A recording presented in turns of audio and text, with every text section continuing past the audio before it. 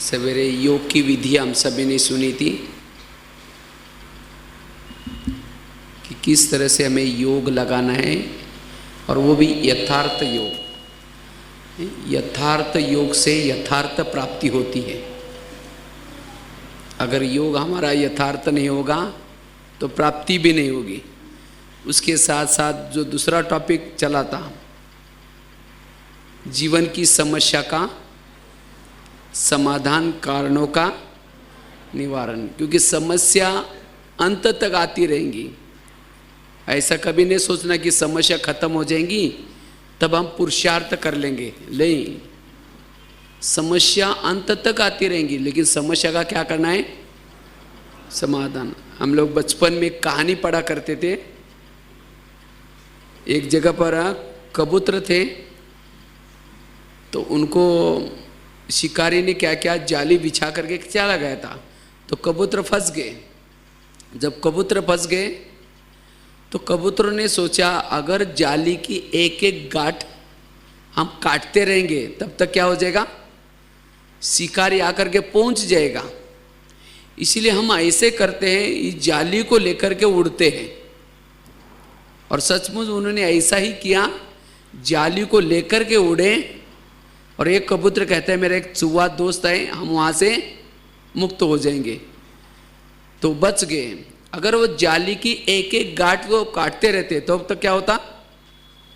शिकारी पकड़ लेता।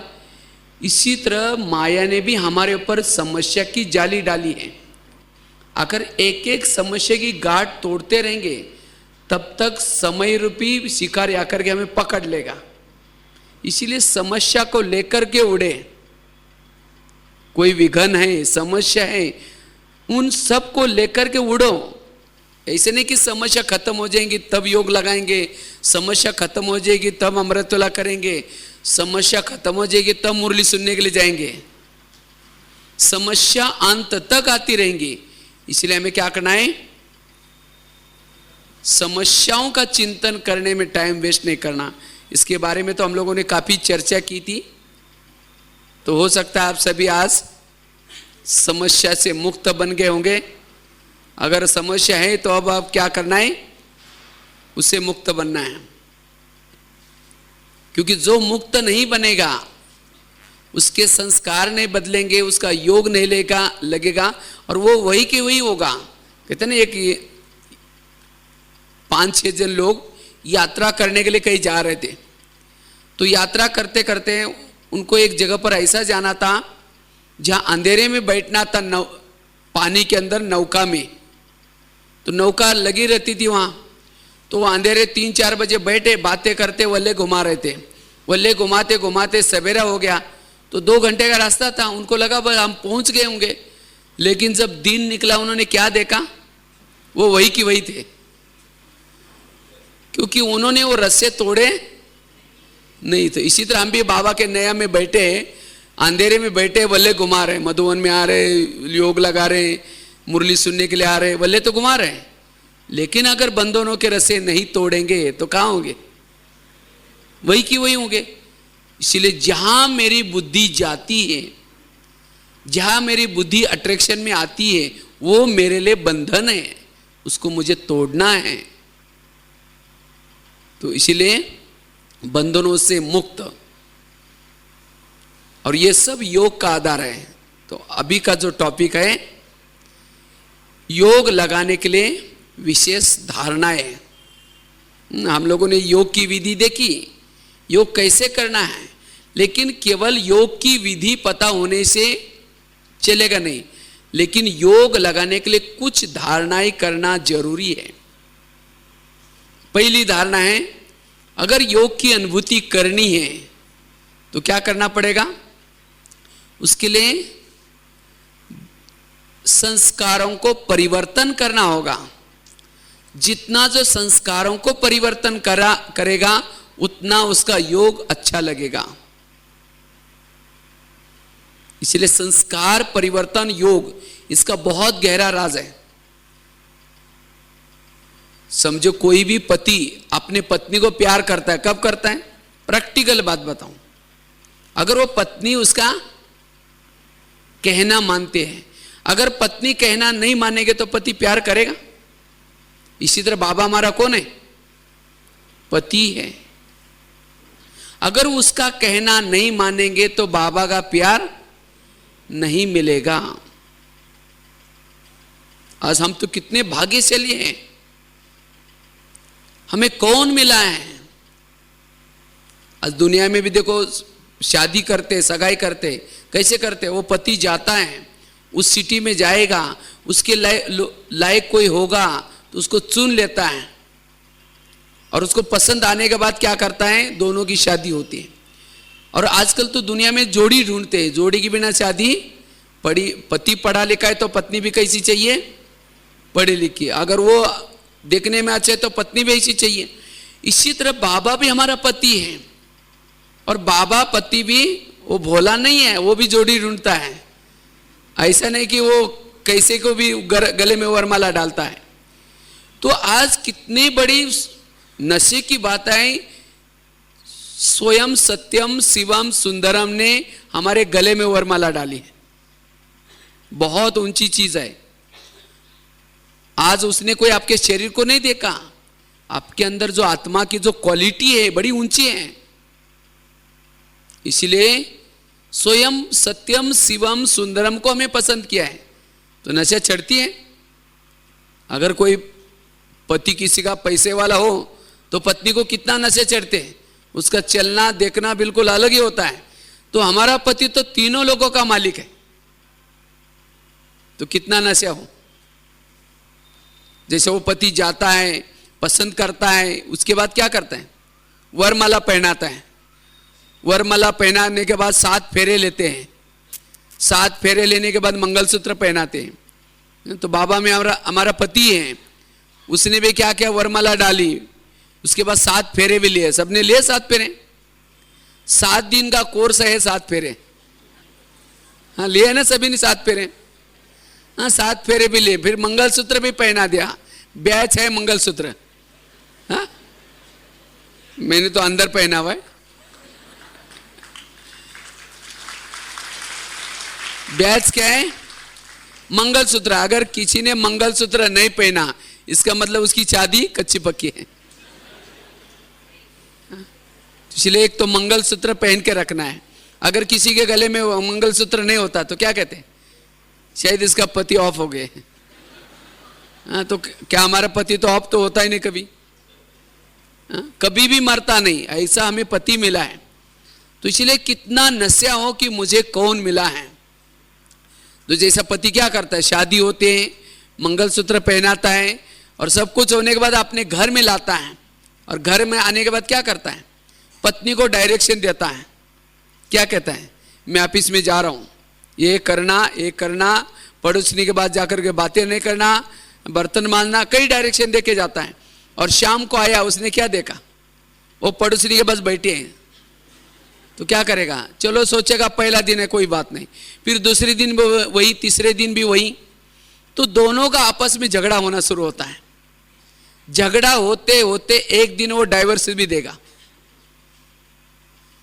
कहेगा तुम अपने घर में ठीक, हम अपने घर में ठीक।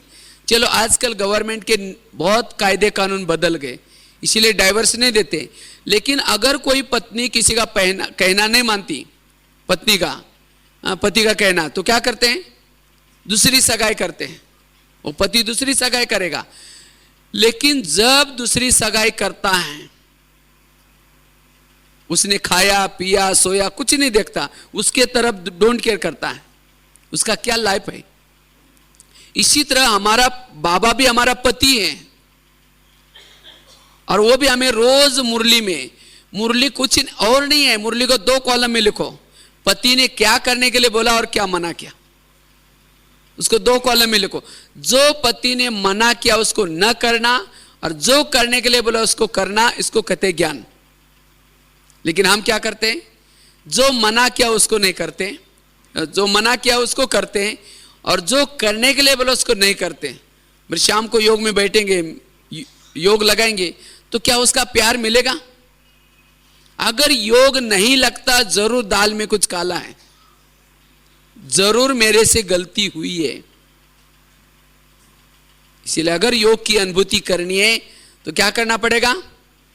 पति के कहने प्रमाण चलना होगा। जितना जो श्रीमत का पालन करता है उसका योग न लगे हो ही नहीं सकता। जितने संस्कारों को बदलता है, अगर नहीं बदलेंगे, चलो आजकल तो जमाना बदल गया, इसलिए बाबा भी डाइवर्स नहीं देगा, लेकिन क्या करेगा फिर? आप उसको तो दुनिया बनानी है, तो इसीलिए क्या करेगा? आप नहीं मान रहे तो आपके जगह पर किसी और को चॉइस करेगा और उसके साथ प्यार करेगा। फिर कई भाई बहनों का यह अनुभव है प्रैक्टिकल, जब हम पहले ज्ञान में आए थे हमारा योग बड़ा अच्छा लगता था, लेकिन अब पता नहीं क्या हुआ, पति ने डोंट केयर कर दी, दूसरी शादी कर दी। तो मेरा पति मुझे डाइवर्स ना दे, मेरे जगह पर किसी को और को चॉइस न करें, इसलिए मुझे क्या करना पड़ेगा? उसका कहना मानना पड़ेगा, संस्कारों को बदलना पड़ेगा। तो ये धारणा हमें करनी है, जो वो कहता है उसके अनुसार चलो, ऑटोमेटिकली योग लगेगा। अगर संस्कार नहीं बदलेंगे तो क्या होगा? कुछ दिन पहले हमने एक बहुत सुंदर एक कहानी कही लिखी थी। एक राजा था, जंगल में जाता है और उसको कोई शिकार नहीं मिली तो एक भिखारिन को लेके आता है घोड़े पर बैठा करके। वो देखने में बड़ी थोड़ी सुंदर थी इसीलिए लाया, लेकिन भिखारिन तो भिखारिन होते। उसको क्या करता है? निला करके दुला करके दास दासियां देता है और उसको कहता है कि ये मेरी रानी है और आप लोग उसको रानी की तरह बना दो। तो दासियों ने क्या किया? उसको ताज पहना दिया, मखमली ड्रेस पहना दिया, 36 प्रकार का भोजन दिया और एक महल में बड़ा सुंदर दे दिया। भिखारिन तो भिखारिन थी, उसको लगता है ये क्या है, ये मेरे सिर में टोकरा क्या रखा है बोलते। वो ताज कभी जिंदगी में नहीं पहना तो उसको लगता है टोकरा क्यों भारी रखा हुआ इतना, और गहने वगैरह उसको भारी लगते हैं, और मखमली ड्रेस में उसको रात भर नींद नहीं आती। ये बोले क्या मुसीबत है। और 36 प्रकार का जो भोजन था, ये गुलाब जामुन देखे कहते ये काला काला क्या रखा है, फेंक देते उसको, क्योंकि उसने तो रोटी खाई हुई और वो भी बासी रोटी टुकड़े खाए हुए। तो उस रोटी को देख करके कहते हाँ ये कोई खाने की चीज है। उसको क्या करते हैं? अपना पुराना ड्रेस पहन लेते हैं और 36 प्रकार के भोजन में से सब फेंक देते हैं और रोटी को लेकर के टुकड़े बना करके पुराना ड्रेस पहन करके एक कटोरा लेते हैं, कहते हैं माई भिक्षा दो करके उसी को खाते रहते हैं, क्योंकि वही संस्कार थे। तो किसी ने उसको कहा राजा को, आपकी रानी ऐसे ऐसे करते हैं, तो कहा कि ये हो ही नहीं सकता, मैंने उसको सब कुछ दिया है, नहीं जा करके देखो। जा करके देखा तो सचमुच उसने सब कपड़े गंदे पहनाए। कहा कि आप ऐसे क्यों करते हैं? कहा कि मुझे यही अच्छा लगता है। तो कहा तो जाना हो तो भले यहां से भाग जाओ, उसको वहां से निकाल दे। तो कितना बड़ा भाग्य बनाया था उसका, लेकिन क्या हुआ?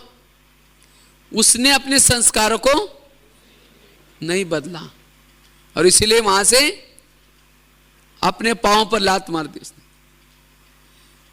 तो इसी तरह बाबा ने भी हमें क्या क्या, कहां जंगल में भटक रहे थे, हे भगवान सुख दो, शांति दो, हे भगवान ये दो। तो बाबा की नजर हमारे पर पड़ी, वहां से सेंटर पर लाया और 7 दिन तक निलाया, इतने मैले बने थे। 36 प्रकार का ज्ञान का भोजन, मुरली क्या है? 36 प्रकार के भोजन है ये, 36 वैरायटी पॉइंट्स होते हैं उसमें। फरिश्ता का ड्रेस पहना दिया, जिम्मेवारी का ताज पहना दिया, लेकिन फिर भी हमारे वही संस्कार पुराने। वो फरिश्ता ड्रेस अच्छा नहीं लगता, उसको निकाल करके चमड़ी वाला पहन लेते, देहाभिमान में आ जाते। तो क्या उसको अच्छा लगेगा? तो कहेगा तो जाना हो तो भले जा सकते। इसीलिए हमें अपने संस्कारों को बदलना है। इतना सुंदर पति, इतना धनवान पति डाइवर्स दे, इसके जैसा दुर्भाग्य और कोई नहीं है। कितनी बड़ी मिल्कियत वाला पति है ये। दुनिया में तो पति शराब पी के पत्नी को पिटाई करता है, लेकिन ये करता है कभी? पिटाई तो छोड़ो, 2 घंटा बैठ करके तुम कितनी अच्छी हो, तुम बहुत मुरली सुनो, कितनी महिमा करता है। ऐसा कोई पति होगा जो इतनी महिमा करे? तो इसीलिए ऐसे पति का कहना हम क्यों नहीं मानते? उसके अपने संस्कारों को बदलना है। जब संस्कार को बदलेंगे तब जाकर के योग लगेगा। अगर इतना सुंदर पति मिलने के बाद फिर भी बुद्धि इधर उधर जाते हैं, उसके सुंदरता का वो अपमान है। अब पति इतना अच्छा धनवान हो फिर भी पत्नी की नजर कहीं और जाए तो पति का कैसा लगेगा? तो इसलिए हमें तृप्त बन जाए, बस जो पाना था सो, अब कुछ भी चाहिए नहीं, तब जाकर के हमारा योग लगेगा। इसलिए योग लगाने के लिए संस्कारों को बदलना है। संस्कार तो बहुत सारे हमारे अंदर है, लेकिन ऐसा कोई संस्कार है जो बार बार रिपीट होता है, उस संस्कार को बदलना है। अगर मेरा कोई संस्कार रह गया, अगर मेरे अंदर कोई ऐसे विकार रह गया, तो अंत में पश्चाताप होगा। पांडवों की विजय होगी और पांडव की विजय होने के बाद सभी पांडव पहाड़ी पर जाते हैं और उस पहाड़ी का नाम था मेरू पर्वत। 5 पांडव, द्रौपदी, कुत्ता सब पहाड़ी पर जाते हैं, लेकिन उस पहाड़ी का एक नियम था, उसके ऊपर वही चढ़ सकता था जो सत्य है, ईमानदार है। 5 पांडव, द्रौपदी, कुत्ता उस पहाड़ी पर जाने लगे। तो चलते चलते क्या हो जाता है, अचानक द्रौपदी गिर गई। तो भीम की नजर पीछे गई, भीम ने देखा अरे द्रौपदी कैसी गिर गई, वापिस गए और सभी पांडव क्या करते हैं, भीम तो उसकी महिमा करता है, ये कितनी अच्छी स्त्री थी, हमारे लिए कितना कष्ट सहन किया, जंगल में रही, त्याग किया, तपस्या किया, सब कुछ किया, फिर भी इसका ऐसा कैसा हो गया। युधिष्ठिर सुनते रहता है ये सब बातें। लास्ट में युधिष्ठिर कहता है उसने सब कुछ छोड़ा, जंगल में रही, त्याग किया, तपस्या किया, लेकिन एक बात नहीं छोड़ी। वो कौन सी बात? पांडव के साथ सबके साथ उसकी प्रीत थी, लेकिन एक अर्जुन के साथ ज्यादा लगाव था। देखो उसने सब कुछ छोड़ा, लेकिन क्या नहीं छोड़ा? लगाव को नहीं छोड़ा। और जो छोड़ा उसका सब मिट्टी में मिल गया, क्योंकि पांडव के साथ ऊपर जा नहीं सकी पहाड़ी पर। क्यों पहाड़ी पर जाना था? वहां इंद्रदेव उनका इंतजार करे थे। उन्होंने इतना बड़ा युद्ध किया था, उस युद्ध का प्राइज वहां ऊपर उनको मिलना था।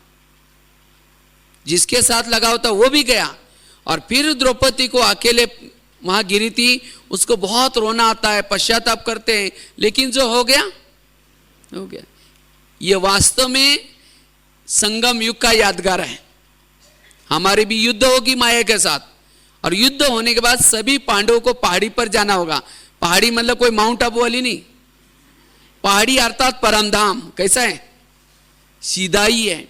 उस पहाड़ी पर इंद्रदेव अर्थात बाबा वहां बैठा है, और वहां जाकर के वहां से हमें स्वर्ग में भेजेगा। क्यों?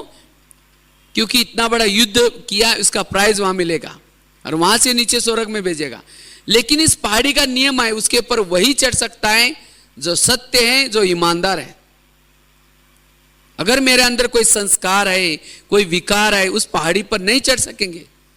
और उसी समय बाबा याद दिलाएगा। बाबा कहते हैं बाबा के पास जो जो हम गलतियां करते हैं वो सब के फोटो है, सब बाबा के पास वीडियो है। बाबा बताएगा देखो मैंने तुमको ऐसा बनने के लिए चुना था, बताएगा कि आपका भविष्य ये बनने के लिए, लेकिन तुमने ये गलती किया है, वो भी दिखाएगा। क्या क्या गलती की वो दिखाएगा। क्या तुम ये पद पाने के लिए लायक हो? उस समय सिर नीचे झुकाए। इसीलिए बाबा कहते बच्चे छोटी सी गलती के लिए इतना बड़ा पद को खत्म नहीं करना है। इसलिए हमें बड़े सावधानी से चलना है। अपने संस्कारों को क्या करना है? परिवर्तन करना है। और जो कड़ा संस्कार, मम्मा इतना आगे क्यों गई? मम्मा एक गलती दोबारा नहीं करती थी, लेकिन हम क्या करते हैं? एक गलती दोबारा बार बार करते हैं, और जो बार बार करता है गलती उसके ऊपर बोझ चढ़ता है। आज रावण ही बदनाम क्यों ज्यादा है? और भी तो राक्षस थे, लेकिन रावण बदनाम क्यों है? कभी सोचा इसके बारे में? क्योंकि रावण ब्राह्मण था, बाकी राजा ही थे। ब्राह्मण बन करके जो गलतियां करते हैं उसकी ज्यादा सजा होते हैं। जितनी प्राप्ति है उतना घाटा भी है। इसीलिए बाबा कहते बच्चे ब्राह्मण बनने के बाद अटेंशन रखना है। नहीं तो कई बोलते हैं हम जब पहले जब ज्ञान में आते थे हमारा योग बड़ा अच्छा लगता था, लेकिन अब पता नहीं क्या हो गया है, क्या हो गया। डोंट केयर करके ऐसा करके नियम मर्यादा को तोड़ देते हैं, उसके कारण बोझ चढ़ गया, फिर योग कहां से लगेगा। महाभारत में एक बहुत सुंदर और एक दृष्टांत बताते हैं। कहते हैं अभी जो राजकुमार बनने वाले थे, योग्य राजकुमार कौन, इसका चयन करना था, चुनना था कौन योग्य राजकुमार है, तो कैसी परीक्षा ली जाए। इसलिए सभी लोग बैठे थे, तो क्या क्या अचानक उनकी परीक्षा लेने के लिए 5-6 लोग आए। एक व्यक्ति को मारा था उन्होंने, उनको पकड़ करके लाए और सबसे पहले दुर्योधन को पूछा इनको क्या सजा दी जाए। तो दुर्योधन ने कहा कि सजा क्या हो, जैसे इन्होंने मारा इनको भी मार दो, बस ये इनकी सजा है। अच्छा, उसका निर्णय पूरा हो गया, उसको बिठाया। फिर युधिष्ठिर को पूछा ये बताओ कि ये लोगों ने मारा है, मर्डर किया है, तो इनको क्या सजा दी जाए। 4 जन थे, 4-5 जन। तो युधिष्ठिर बोलता है पहले मैं इनकी जाति पूछता हूं, कौन सी जाति के हैं। अब सब लोग कहते जाति से क्या मतलब है, कहते हैं मतलब है तब तो मैं पूछ रहा हूं। तो कहा कि एक है शूद्र, दूसरा है वैश्य, शूद्र वैश्य, और तीसरा है क्षत्रिय और ब्राह्मण। एक कहा कि जो शूद्र है 1 साल की सजा, वैश्य को 2 साल की, क्षत्रिय को 3 साल की, लेकिन ब्राह्मणों को क्या सजा देना है मैं निर्णय नहीं कर सकता हूं, ये हमारे आचार्य बताएंगे। कहने का मतलब समझा। ब्राह्मण बनकर के किए हुए, शूद्र बनकर के किए हुए पाप कर्म माफ हो सकते हैं, वैश्य बनकर के पाप कर्म किए वो भी माफ हो सकते हैं, क्षत्रिय वाले भी माफ हो सकते हैं, लेकिन ब्राह्मण बनकर के जो हम विकर्म करते हैं उसको बाबा माफ नहीं करेगा। और इसीलिए ब्राह्मण बनने के बाद जो गलतियां होते हैं वो एक बार बोझ चढ़ना शुरू होता है, इसके कारण योग में प्रॉब्लम्स आते हैं। क्योंकि ज्ञानी है, समझदार है, सब कुछ पता है, इसीलिए बड़े सावधानी से चलना है। इसीलिए जब ज्ञान में आए बाबा ने बोझ उतार करके नीचे रख दिया, हल्के हो गए, बड़ा आनंद आने लगा, फिर ज्ञान में चलने लगे। फिर डोंट केयर करना, कहते ये भी ज्ञान में ऐसे करते तो मैंने किया तो क्या हुआ, शुरू हो गया, और उसके कारण फिर बोझ चढ़ना शुरू हो गया। इसलिए संस्कारों को बदलना है, जितना संस्कारों को बदलेंगे उतना योग लगेगा। और मुख्य जो कड़ा संस्कार है उसको खत्म करना है। जो संस्कार बार बार हमारे जीवन में रिपीट होता है, जैसे राम और रावण का युद्ध चलता है, राम क्या करता है, रावण का एक सिर काटता है, फिर दूसरा काटता है, सिर कट जाता है, दोबारा जुड़ जाता है। तो राम तो परेशान हो गया। इतने में विभीषण आया, कहता है कि ऐसा नहीं मरेगा, आप उसके नाभि में तीर लगाओ। और जब उसके नाभि में तीर लगाए तो रावण क्या हो गया, मर गया। इसी तरह हम भी रावण को मारने में लगे, कोई 10 साल से, कोई 20 साल से, कोई 30 साल से, लेकिन उसके गले काट रहे हैं। कभी काम का गला काटते, कभी क्रोध का काटते, कभी लोभ का काटते। गले काटने से रावण नहीं मरेगा, उसके नाभि में तीर लगाओ। नाभि है देहाभिमान। देहाभिमान ये सभी विकारों का गेट है। इसीलिए बाबा कहते हैं बच्चे संस्कारों को बदलने के लिए देह भान को ही खत्म करो, तब हमारे संस्कार परिवर्तन होंगे। और जब संस्कार परिवर्तन होंगे तो योग लगाना हमारे लिए बड़ा इजी है। इसलिए संस्कारों को बदलना है। तो संस्कार कैसे बदले, वैसा ये टॉपिक काफी 2-3 घंटे का है, लेकिन आपको शॉर्ट में कैसे योग और संस्कार परिवर्तन इसका कनेक्शन है।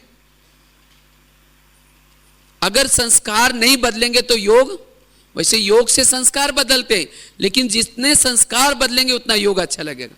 इसका कनेक्शन है आपस में। तो संस्कार बदलने के लिए सबसे पहले हमें क्या करना है, जो संस्कार हमारे अंदर है उसके बारे में बाबा जब मुरली जब बाबा की चलती है उसके लिए क्या पॉइंट चलते हैं उसको हमें नोट करना है। जैसे आप लोग हॉस्पिटल में जाते हैं तो कौन सी दवाई मांगते हैं, बोलते हैं आपके पास जितनी दवाई सब मुझे दे दो, कहते हैं जो बीमारी है वही दवाई लेते हैं। इसलिए बाबा की मुरली 500 विकारों की दवाई है, ये भी डिस्पेंसरी है, जो आपकी बीमारी वो दवाई लो उससे खत्म होगा। दूसरी बात है संस्कार को खत्म करने के लिए जिससे मेरे संस्कार जागृत होते हैं उन बातों का भोजन नहीं देना है। भोजन समझा?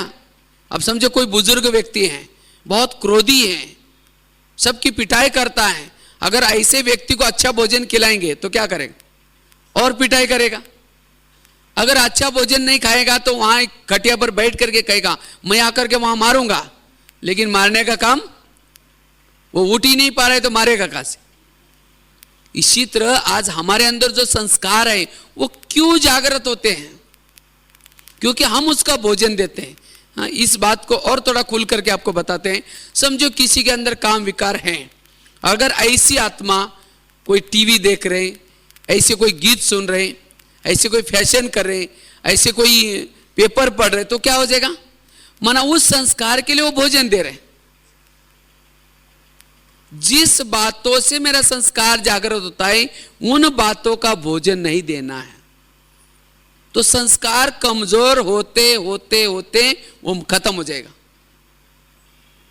क्योंकि एक बार संस्कार जागृत होने से की हुई कमाई चट हो जाते हैं,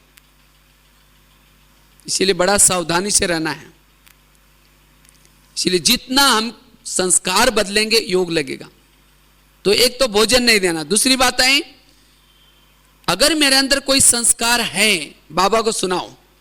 अमृत वाला जब योग में बैठते हैं, योग करने के बाद बाबा को सुना, बाबा मेरे अंदर ये है, मैं आपकी मुरली भी सुनती हूँ, सब कुछ करती हूँ, मेरा योग भी लगा, पता नहीं ये संस्कार मेरे अंदर है, बाबा को सुनाओ।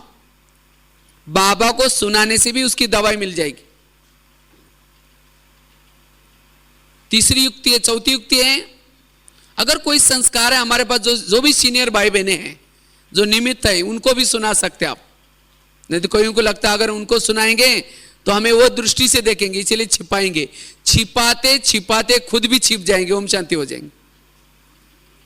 फिर कहते ये बहन या ये भाई ये कुमार इतना अच्छा था, इसको क्या हुआ, अचानक कभी नहीं हुआ, उसको कई दिनों से उसके ऊपर माया वार कर रहे थे, लेकिन किसी को सुनाया नहीं, उसने छिपाया, छिपाते छिपाते खुद भी।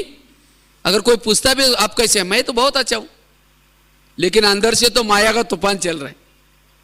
इसलिए जो निमित्त आत्मा है उसको भी सुना सकते हैं। अगर सुनाने की शर्म आते हैं, किसी दूसरे का नाम लो कि किसी ने मुझे ऐसा ऐसा क्वेश्चन पूछा था, उसका जवाब क्या है बताओ, है आपके अंदर, लेकिन सुनाने की शर्म आते किसी का नाम लो, कोई बात नहीं। तो इस तरह से हमें उस संस्कार को खत्म करने के नॉलेजफुल बनना है, तब संस्कार खत्म होगा। तो इस तरह से संस्कार को बदलना है।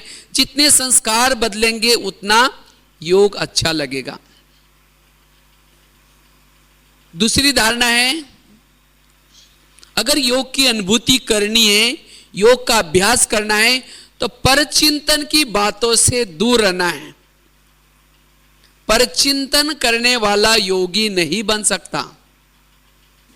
आप समझे किसी के घर में जाओ, उनके बच्चे भी बैठे, बाप भी बैठा है, बच्चों को कहेंगे बच्चा ठीक नहीं है तो नालायक है, ऐसा है वैसा ही, और बाप के सामने जाकर कहेंगे आप तो बहुत अच्छे, आप कितने अच्छे हैं। बाप कहेंगे तुम पहले यहां से भाग जाओ, तुमने तो मेरे बच्ची की गिलानी की, तुम मेरे बच्चा बोलता है। इसी तरह सारा दिन कहेंगे वो ऐसा है, वो ऐसा है, वो ऐसा है, और शाम को कहेंगे मीठे बाबा, प्यारे बाबा, आप शांति के सागर, दया के सागर। बाबा कहेगा मुझे पता मैं दया का सागर हूं, हाँ तुम यहाँ जी जाओ।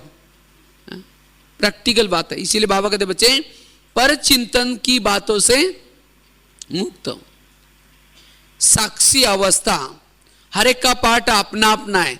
किसी का परचिंतन करना अर्थात ड्रामा के ऊपर संशय लेना, वो क्रिएटिव के ऊपर संशय लेना, इसलिए परचिंतन से मुक्त बनना है।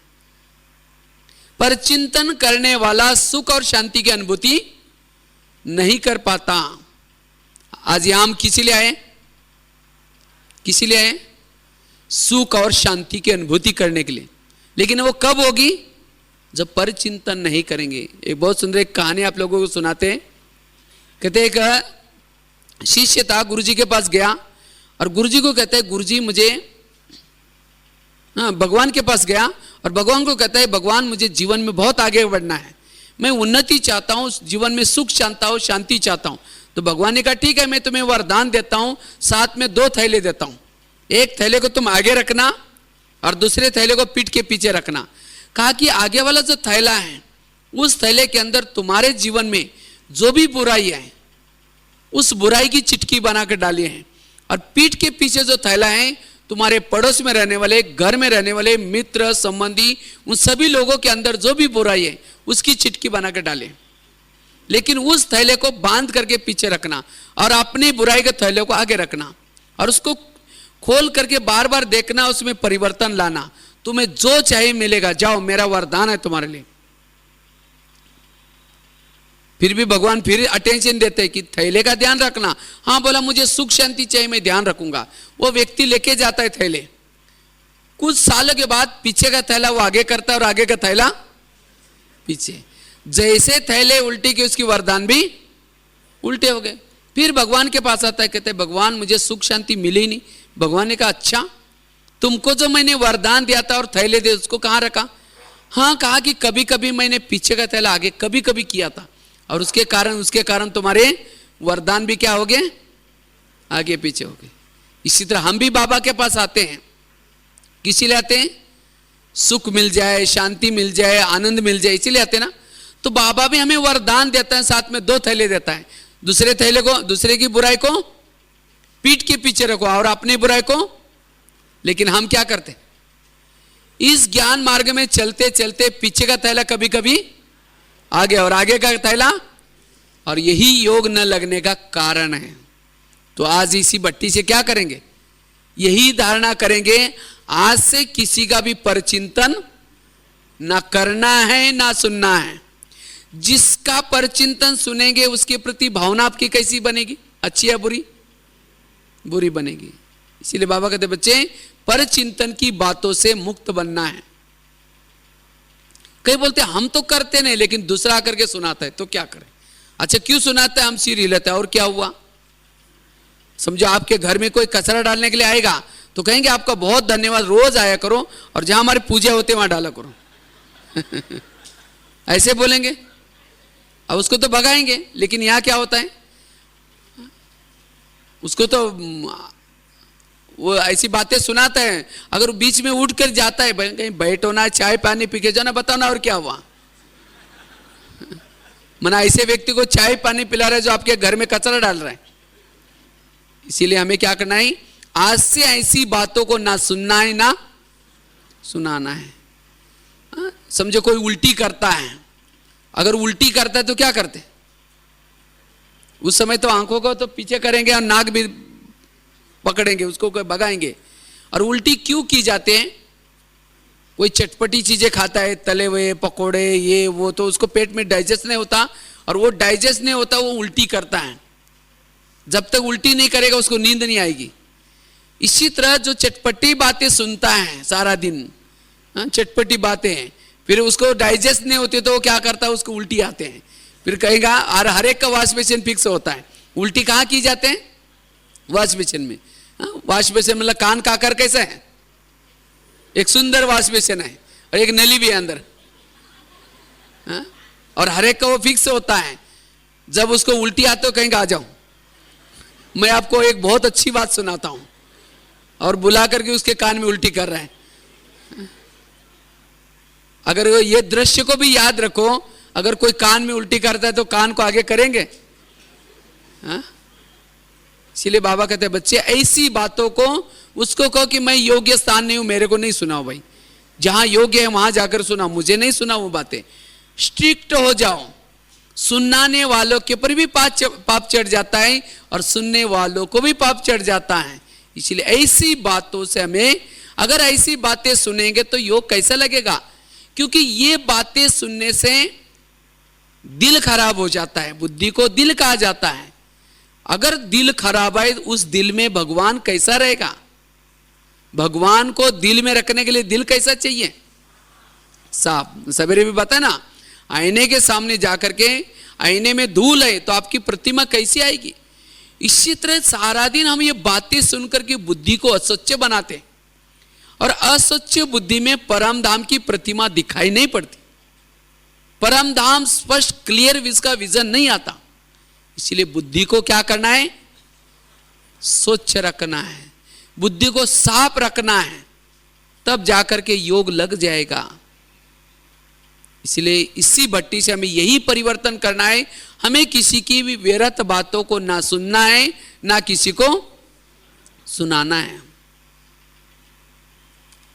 क्योंकि ये बातें सुनने से, जैसे कोई माउंट आबू की पहाड़ी चढ़ते हैं तो कई लोगों को उल्टियां होते हैं पहाड़ी चढ़ते समय।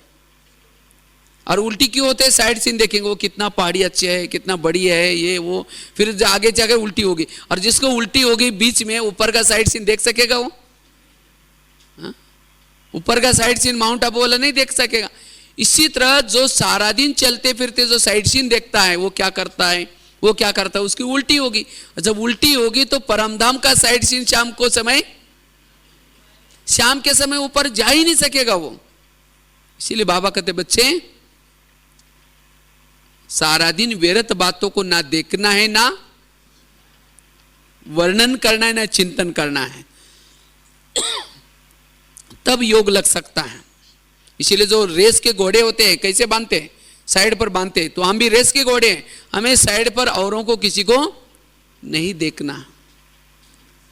जैसे कोई फैक्ट्री से धुआं निकलता है, गवर्नमेंट क्या करते है? उसको बंद करते हैं। इसी तरह परचिंतन करेंगे तो बाबा परमधाम से देखेगा ये कौन सी फैक्ट्री से धुआं निकल रहा है, वो फैक्ट्री को बंद कर देगा, फिर लॉक लगेगा। परचिंतन करने वाले के बुद्धि का लॉक लग जाता है।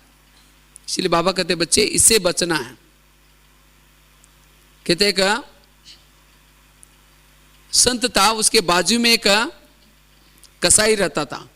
तो संत क्या करता है? रोज कहते कसाई कितना बेकार है, रोज बकरे को काटता है, ये भी आता है, ये भी आता है, ये भी आता है, ऐसे करके। तो कसाई बेचारा वो सोचता है भगवान ने मुझे जैसा भी पाठ दिया है वो कुछ दान पुण्य भी करता है। ऐसे करते करते दोनों भी शेरी छोड़ के चले जाते हैं। तो धर्मराजपुरी में जाने के बाद सबसे पहले कसाई को वो धर्मराज पूछता है तुम्हारा हिसाब किताब बताओ।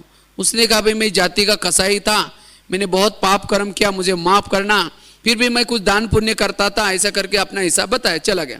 फिर संत को बुलाया, कहा कि तुम्हारे हिसाब किताब बताओ। कहता है मेरे पास एक कसाई रहता था, वो बहुत खराब था, वो रोज बकरी काटता था, हाँ ये भी आता था, ये भी आता था, उसको नरक में भेजो। धर्मराज ने कहा कि मैं आपका हिसाब पूछ रहा हूँ, मेरे पास एक कसाई रहता था, वो बहुत खराब था, वो बकरी काटता था, उसको नरक में भेजो। तब धर्मराज ने कहा वो तो कसाई था, तुम तो संत थे, लेकिन सदा तुम दूसरों को देखते रहा, इसीलिए तुम ही नरक के भागे, वो नरक में गया। देखो इसीलिए बाबा कहते बच्चे हमें किसी भी आत्मा के अवगुणों को देख करके अपना टाइम वेस्ट नहीं करना, क्योंकि औरों को देखने वाला सोचिंतन नहीं कर सकता, आत्मचिंतन परमात्मा चिंतन नहीं कर सकता। देखा जाए तो वास्तव में सामने वाला व्यक्ति का दोष नहीं है। जैसे पहले जमाने में एक पिक्चर दिखाया जाता था पर्दे पर, या आजकल भी दिखाते प्रोजेक्टर शो।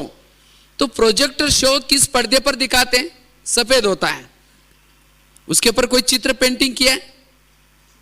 चित्र उसके ऊपर पेंटिंग नहीं किया, उस मशीन में जैसा डाला है वैसा, तो मशीन की गलती है, अपना पर्दे की गलती है। तो इसी तरह आज जिसकी हम बुराई देखते हैं तो वास्तव में आज सामने वाला व्यक्ति एक पर्दा है और हम मशीनरी हैं। तो इसलिए बाबा कहते हैं अपने मशीनरी में सदा क्या करो, पॉजिटिव बातें डालो, तो पॉजिटिव रूप से हम देख सकते हैं उसको। इसीलिए कोशिश करके हमें क्या करना है, हर व्यक्ति को पॉजिटिव रूप में देखना है, तब नेगेटिव चिंतन नहीं चलेगा। इसलिए पर चिंतन से क्या करना है, दूर रहना है। और पर चिंतन करते करते व्यर्थ देखते देखते हमारी भावना क्या हो जाते हैं, खराब हो जाते हैं। कितने एक शिष्य था तो गुरुजी के पास आया, गुरुजी को कहता है गुरुजी मैं इतना जानना चाहता हूं कि मेरे दिल में सबके बारे में क्या मतलब सबके दिल में मेरे बारे में क्या चलता है, इतना मैं जानना चाहता हूं। तो गुरुजी ने कहा ठीक है, मैं तुम्हें वरदान देता हूं, साथ में 2 छड़ी देता हूं, 1 छड़ी देता हूं। जब भी किसी के दिल में तुम्हारे बारे में क्या चलता है ये जानना चाहते हो, छड़ी को तुम्हारे दिल में लगाना और उस व्यक्ति का नाम लेना, बस तुम्हें पता चलेगा। वरदान दिया, छड़ी दी, वो शिष्य क्या करता है, चला गया। अचानक रास्ते में याद आता है पहले मैं गुरुजी की चेकिंग करता हूं तो गुरुजी के दिल में मेरे बारे में क्या ना है, तो छड़ी को दिल में लगाता है, गुरुजी का नाम लेता है, थोड़ी छड़ी काली होगी। जब छड़ी काली होगी उसको लगता है गुरुजी के दिल में मेरे बारे में ऐसा है, तो गुरुजी बना करके फायदा क्या हुआ। सत्संग में आना बंद करता है, 1 दिन हो गया, 2 दिन हो गया, 1 मास 2 मास हो गया, वो आया ही नहीं। तो गुरुजी को लगता है अरे इतना अच्छा शिष्य, रोज आने वाला, इतना अच्छा सेवा करने वाला, उसको क्या हुआ। उसके घर में जाता है, बोला क्या जी आजकल आप आते नहीं? नहीं जी थोड़ा सा काम है, घर में थोड़ा मेहमान आते हैं, मेरी थोड़ी तबीयत खराब है। तो गुरुजी ने कहा पहले आप 6 साल से आते थे, तबीयत खराब हो या कुछ भी हो जाए तो भी आते थे, अभी क्या हुआ? नहीं जी नहीं, जरूर कुछ बात है। कहा कि आपके अंदर मेरे बारे में कालापन है, इसके कारण नहीं आता हूं। तो गुरुजी ने कहा ठीक है मेरे अंदर कालापन है, लेकिन तुमने चेक किया कि तुम्हारे अंदर कितना कालापन है? उसने कहा नहीं देखा। देखो, कहा कि उसने छड़ी को दिल में लगाया, अपना नाम लिया, पूरी छड़ी काली हो गई, थोड़ी सी सफेद थी। तो अपनी काली देख करके उसको शर्म आई, सिर नीचे झुकाया। तो गुरुजी ने समझा मेरी भी छड़ी पूरी काली थी, लेकिन मैंने साधना करते करते करते इतनी बचे, वो तो मैं कर ही रहा हूं। अगर तुम मेरे को देख करके नहीं आएगा, जो तुम्हारी सफेद बननी जा रही वो भी क्या हो जाएगी, काली हो जाएगी। फिर वो शिष्य कहता है गुरुजी आज मेरे तो आपने आंखें खोल दी, मैं कितना बुरा काम करने जा रहा था। तो कहा कि कोई बात नहीं, आज से किसी की बुराई मत दो। इसी तरह हम भी यहाँ आते आते क्या करते हैं, कहते यहाँ जो पैसे देते उसको आगे करते हैं, वो ऐसा है वो ऐसा है, ऐसी भावना बिगड़ते हैं। और जो रोज आते थे वो नहीं आएंगे, अच्छा आएंगे लेकिन जो भावना थी वो भावना बिगाड़ेंगे। घाटा किसका है? आज जिसकी कमी देखते हैं वो तो योग लगा रहे, पुरुषार्थ कर रहे, निकल जाएंगी। लेकिन अगर हम नहीं आएंगे, जो हमारी सफेद बनने जा रहे वो भी छड़ी काली हो। इसीलिए बड़ा अटेंशन से रहना है। आज जिसकी कमी देख रहे हैं, आज उन्होंने कितनी सेवा की, कितना पुरुषार्थ किया, कितना योग किया, उनकी सफेद छड़ी तो है ना। इसीलिए बाबा कहते बच्चे संगठन में रहते हुए भी ये बड़ा ध्यान देना है। आज मैं मधुबन में इतने सारे भाइयों के बीच में हम लोग रहते हैं, मैंने इस कहानी को बड़ा प्रैक्टिकल में बड़ा ध्यान देता उसका। नहीं तो जिसकी कमी देखते हैं तो उसकी भावनाएं बदल जाते हैं, वाइब्रेशन खराब हो जाते हैं। इसलिए बाबा कहते बच्चे हर आत्मा के प्रति भावनाओं को ऊंचा रखना है। भावना और योग इसका बहुत गहरा कनेक्शन है। अगर भावना खराब, योग भी नहीं लगेगा।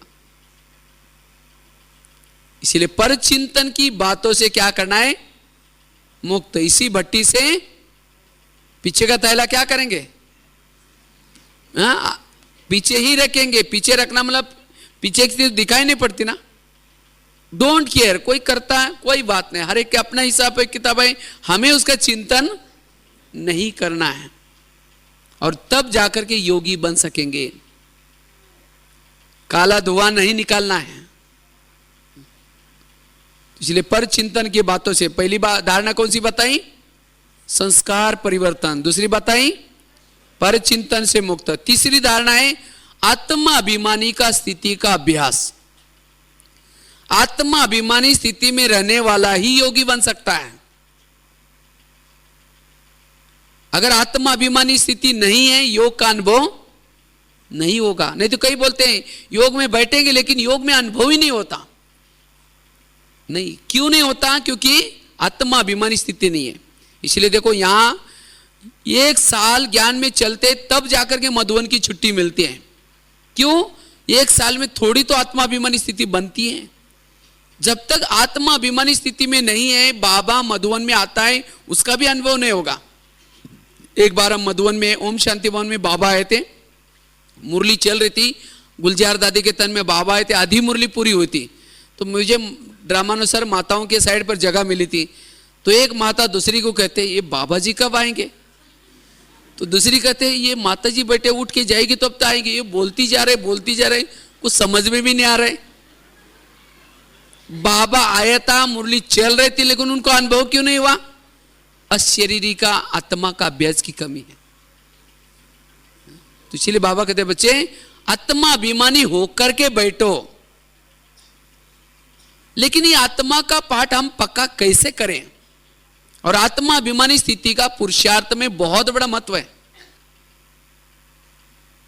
जैसे कोई घर में भूत रहता है, भूत कब आता है?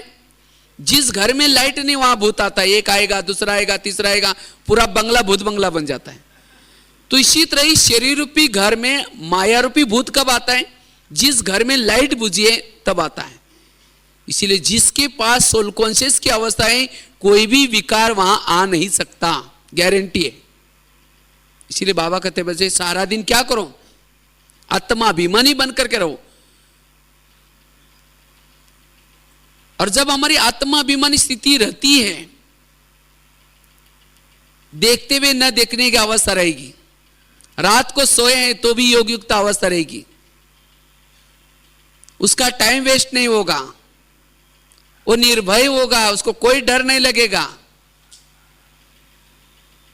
उसके अंदर सभी गुण दिखाई पड़ेंगे। इसलिए बाबा कहते हैं बच्चे आत्मा अभिमानी स्थिति में रहो। तो आत्मा अभिमानी स्थिति हमारी कैसे बने? और वो बनने के बिना बाबा के साथ भी नहीं जा सकेंगे। जैसे लौकिक में भी कोई साजन अपने सजनी को लेने के लिए आता है, कब लेके जा सकता है? वो सजनी उसे थोड़ी छोटी हो, और साजन छोटा और सजनी 50-60 किलो वाली है, कैसे जाएगा वो लेके जाएगा? तो इसीलिए हमारा साजन कैसा है? बिंदु है। हम 50-60 किलो वाले हैं, देहाभिमान वाले, कैसा लेके जाएगा वो? तो साजन जैसा बनना पड़ेगा ना, बिंदु बनना पड़ेगा, तब जाकर के लेके जाएगा। इसलिए बिंदु बनना जरूरी है, आत्मा अभिमानी बनना जरूरी है। तो ये कैसे बने? उसके लिए 3-4 बातें। आत्मा अभिमानी स्थिति बनाने के लिए जितने आपके संकल्प कम चलते हैं, पॉजिटिव चलते हैं, उतनी उसकी ऊर्जा बचते हैं। उसी ऊर्जा का नाम है आत्मा। आत्मा कोई और चीज नहीं है। जो संकल्प को कम चलाता है, पॉजिटिव चलाता है, उसकी ऊर्जा बचते हैं, उसी का नाम है आत्मा। इसीलिए बाबा कहते हैं बच्चे बीती को बिंदी लगा दो। तो जितना व्यर्थ कम करेंगे उतना सोल कॉन्शियस स्थिति बनेगी। केवल आत्मा आत्माओं कहते रहेंगे और सारा दिन व्यर्थ सोचते रहेंगे, वो कितना 1000 दिन भी एक पांव पर खड़े रहें, आत्मा का अनुभव नहीं होगा। दूसरी बात है, आत्मा की अनुभूति करने के लिए पवित्रता जरूरी है। बिना पवित्रता का आत्मा का अनुभव नहीं होगा। क्यों पवित्रता जरूरी है? पहले जमाने में एक दीवा या चिमनी आती थी, देखो ना, लाइट नहीं रहती थी, एक चिमनी, क्या बोलते हैं यहां, चिमनी बोलते ना, केरोसिन डालते हैं, टीन का रहता था, केरोसिन डालते हैं, बीच में बाती रहते हैं, माचिस लगाओ जलता रहता है। हम लोग पढ़ाई करते थे बचपन में उसी में। तो चिमनी के अंदर केरोसिन है तब तो ज्योति जल रहे। अगर केरोसिन नहीं है, माचिस लगाओ तो क्या जलेगी? इसी तरह शरीर भी हमारी एक चिमनी है, और इस चिमनी के अंदर पवित्रता एक तेल है। जितना इस चिमनी में पवित्रता का तेल होगा उतना ज्योति जलती रहेगी। अगर शरीर में पवित्रता नहीं है, एक पांव पर खड़े होकर के आप कितना भी आत्मा आत्मा कहते रहें, आत्मा का पाठ पक्का नहीं होगा। इसीलिए अगर बाबा ने कंपलसरी कहा है, जो यहां आते हैं उसको पवित्र जरूर रहना है। अगर पवित्र नहीं रहेंगे, ज्योति जागेगी नहीं। और जिसकी ज्योति नहीं जगेगी, जैसे कोई अंधेरे में जा रहे हैं और उसके बाद दीवा वगैरह कुछ नहीं है, वो कैसा जाएगा? डरते हुए जाएगा। उसको लग रहा है मैं जा रहा हूं, कहीं शेर चीता खड्डा या कांटे नहीं होंगे, वो डरते हुए जाएगा। इसी तरह सोल कॉन्शियस नहीं होगा, इस कलयुग की घोर अंधेरे में डरते हुए जाएगा, उसका मनोबल कमजोर होगा। जो करेगा उसको विश्वास नहीं होगा कि मैं राइट कर रहा हूं या रॉन्ग कर रहा हूं, क्योंकि सोल कॉन्शियस स्थिति नहीं है। इसीलिए बाबा कहते बच्चे सोल कॉन्शियस स्थिति में जो रहेगा उसको जो करेगा वो राइट करेगा, निर्णय शक्ति, परखने की शक्ति ओके होगी उसकी। इसलिए पवित्रता कंपलसरी जरूरी है। और जिस चिमने में जितना तेल है उतना उसकी आत्मा की ज्योति की चमक चारों तरफ जाएगी। अगर तेल कम है तो थोड़ा सा जला हुआ अनुभव होगा, थोड़ा सा। इसलिए पवित्रता की जो संभाल करेगा, पवित्रता उसकी संभाल करेगी। इसलिए पवित्रता जरूरी है। अच्छा, चिमनी में तेल है लेकिन बीच में बाती नहीं है, माचिस लगाओ, जलेगा? क्योंकि ज्योति तब जलते, तेल ऊपर जाता है बाती के थ्रू, तब ज्योति जलते हैं। इसी तरह पवित्रता का तेल है चिमनी में, लेकिन स्मृति रूपी बाती नहीं, हम स्मृति में नहीं रहते। स्मृति है बाती। जितना हमारी मन और बुद्धि ऊपर लगेगी बाबा में, उतना हमारी पवित्रता की ऊर्जा ऊपर चलते हैं और उससे आत्मा की ज्योति जलती है। इसीलिए बाबा ने यहां क्यों पवित्रता के लिए कहा है? क्यों बाबा कहते हैं बच्चे मुझे याद करो? याद करने से ऊपर पवित्रता की ऊर्जा जाएगी और उससे आत्मा का दीपक जागृत होगा। इसलिए जो योगी होते हैं उसके मस्तक के ऊपर तेज होता है। वो तेज क्या है? उसका अंदर दीपक जल रहा है। और जिसका दीपक जलेगा उसको अतीन्द्रिय सुख मिलेगा। उसके सामने सोना चांदी सब कुछ डालो, कहेगा मुझे कुछ नहीं चाहिए, जो पाना था सो पा लिया। और सतयुग के देवी देवता इतने खुश क्यों हैं? क्योंकि सोल कॉन्शियस अवस्था में है। इसीलिए बाबा कहते बच्चे सोल कॉन्शियस के सामने सारा फीका है। तो ये अवस्था बनाने, इसके लिए स्मृति में रहना है, पवित्रता की संभाल रखनी है। तीसरी बात है, पहली बात बताए कौन सी? आत्मा की। आत्माभिमानी बनने के लिए संकल्प को कम चलाए। दूसरी बात बताएं पवित्रता। तीसरी बात है अगर मुझे आत्माभिमानी स्थिति में रहना है तो निरहंकारी बनना बड़ा जरूरी है। अभिमान वाला निराकारी स्थिति का अनुभव नहीं कर सकता। जितना निरहंकारी उतना निराकारी स्थिति। तो चेक करना है कि मेरे अंदर अभिमान रूपी जहर तो नहीं है। अभिमान वाला कभी भी, अभिमान है उसकी निशानी क्या है? फीलिंग होगी, इंसल्ट होगा, अपमान फील होगा, यह अभिमान की निशानी। अपमान वाला कभी भी एकाग्र नहीं बैठेगा, निराकारी स्थिति में नहीं बैठेगा। इसलिए हमें निरहंकारी बनना बड़ा जरूरी है। जितना निरहंकारी स्थिति उतना निराकारी स्थिति रहेगी। चौथी बात है आत्मा अभिमानी स्थिति बनाने के लिए बुद्धि सदा परमधाम में लगे रहे। जैसे वो दीपक जलाते हैं, दीपक की बाती कहां डूबे रहते हैं? तेल में। अगर तेल से निकाल करके बाजू में रखो तो दीपक क्या हो जाएगा? बुझ जाएगा। इसी तरह परमधाम बहुत बड़ा कटोरा है और हमारी बुद्धि बाती है, तो ये बुद्धि रूपी बाती सदा परमधाम में डूबी रहे। माया क्या करते हैं? वहां से उठा करके किसी व्यक्ति, वस्तु, वैभव के तरफ लगाते, दीपक क्या हो जाता है? बुझ जाता है।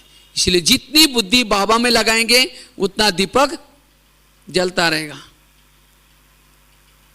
तो इसलिए आत्माभिमानी बनना है। इसका तो बहुत गहरा टॉपिक है, शॉर्ट में आपको बताया। जितना आत्माभिमानी बनेंगे योग आपका इजीली लगेगा। जो सोल कॉन्शियस में है उसको परमधाम सामने नजर आएगा। भले उसका शरीर यहां है लेकिन जैसा वो परमधाम में बैठा है। इसलिए बाबा कहते बच्चे ये निराकारी अवस्था को बनाओ। तो पहला बताया संस्कार परिवर्तन, दूसरा बताया परचिंतन से मुक्त, तीसरा बताया आत्माभिमानी। और आत्माभिमानी बनने के लिए बहुत सुंदर, जो मैंने शुरू में इस ज्ञान मार्ग में ये बहुत सुंदर एक अभ्यास किया था। वैसे तो बहुत सारे अभ्यास है आत्माभिमानी बनने के लिए, लेकिन एक प्रैक्टिकल अभ्यास। बाबा ने शरीर को क्या समझाए? गाड़ी। बाबा ने कहा शरीर तुम्हारी क्या है? गाड़ी है। जैसी लौकिक में गाड़ी का ड्राइवर सारा दिन गाड़ी को घुमा करके रात को कहां रखता है? गैरेज में। और गाड़ी में सोता है? नहीं, सोने के लिए अपने घर में जाता है। इसी तरह शरीर हमारी गाड़ी है, इसको सारा दिन घुमा फिरा करके सेवा कर करके रात को सोने से पहले उसको गैरेज में रख दो। गैरेज क्या है? बेड। बेड रूपी गैरेज में रख करके बेडशीट कंबल वगैरह कवर ढाक करके गाड़ी को नमस्ते करो, अपने घर में जाओ मन बुद्धि से। आत्मा तो यहीं रहेंगी लेकिन मन बुद्धि से कहां जाओ? जैसे वो ड्राइवर जाता है, बेल बजाता है, मम्मी दरवाजा खोलते हैं, समाचार सुनाता है, खाना खा करके सो जाता है।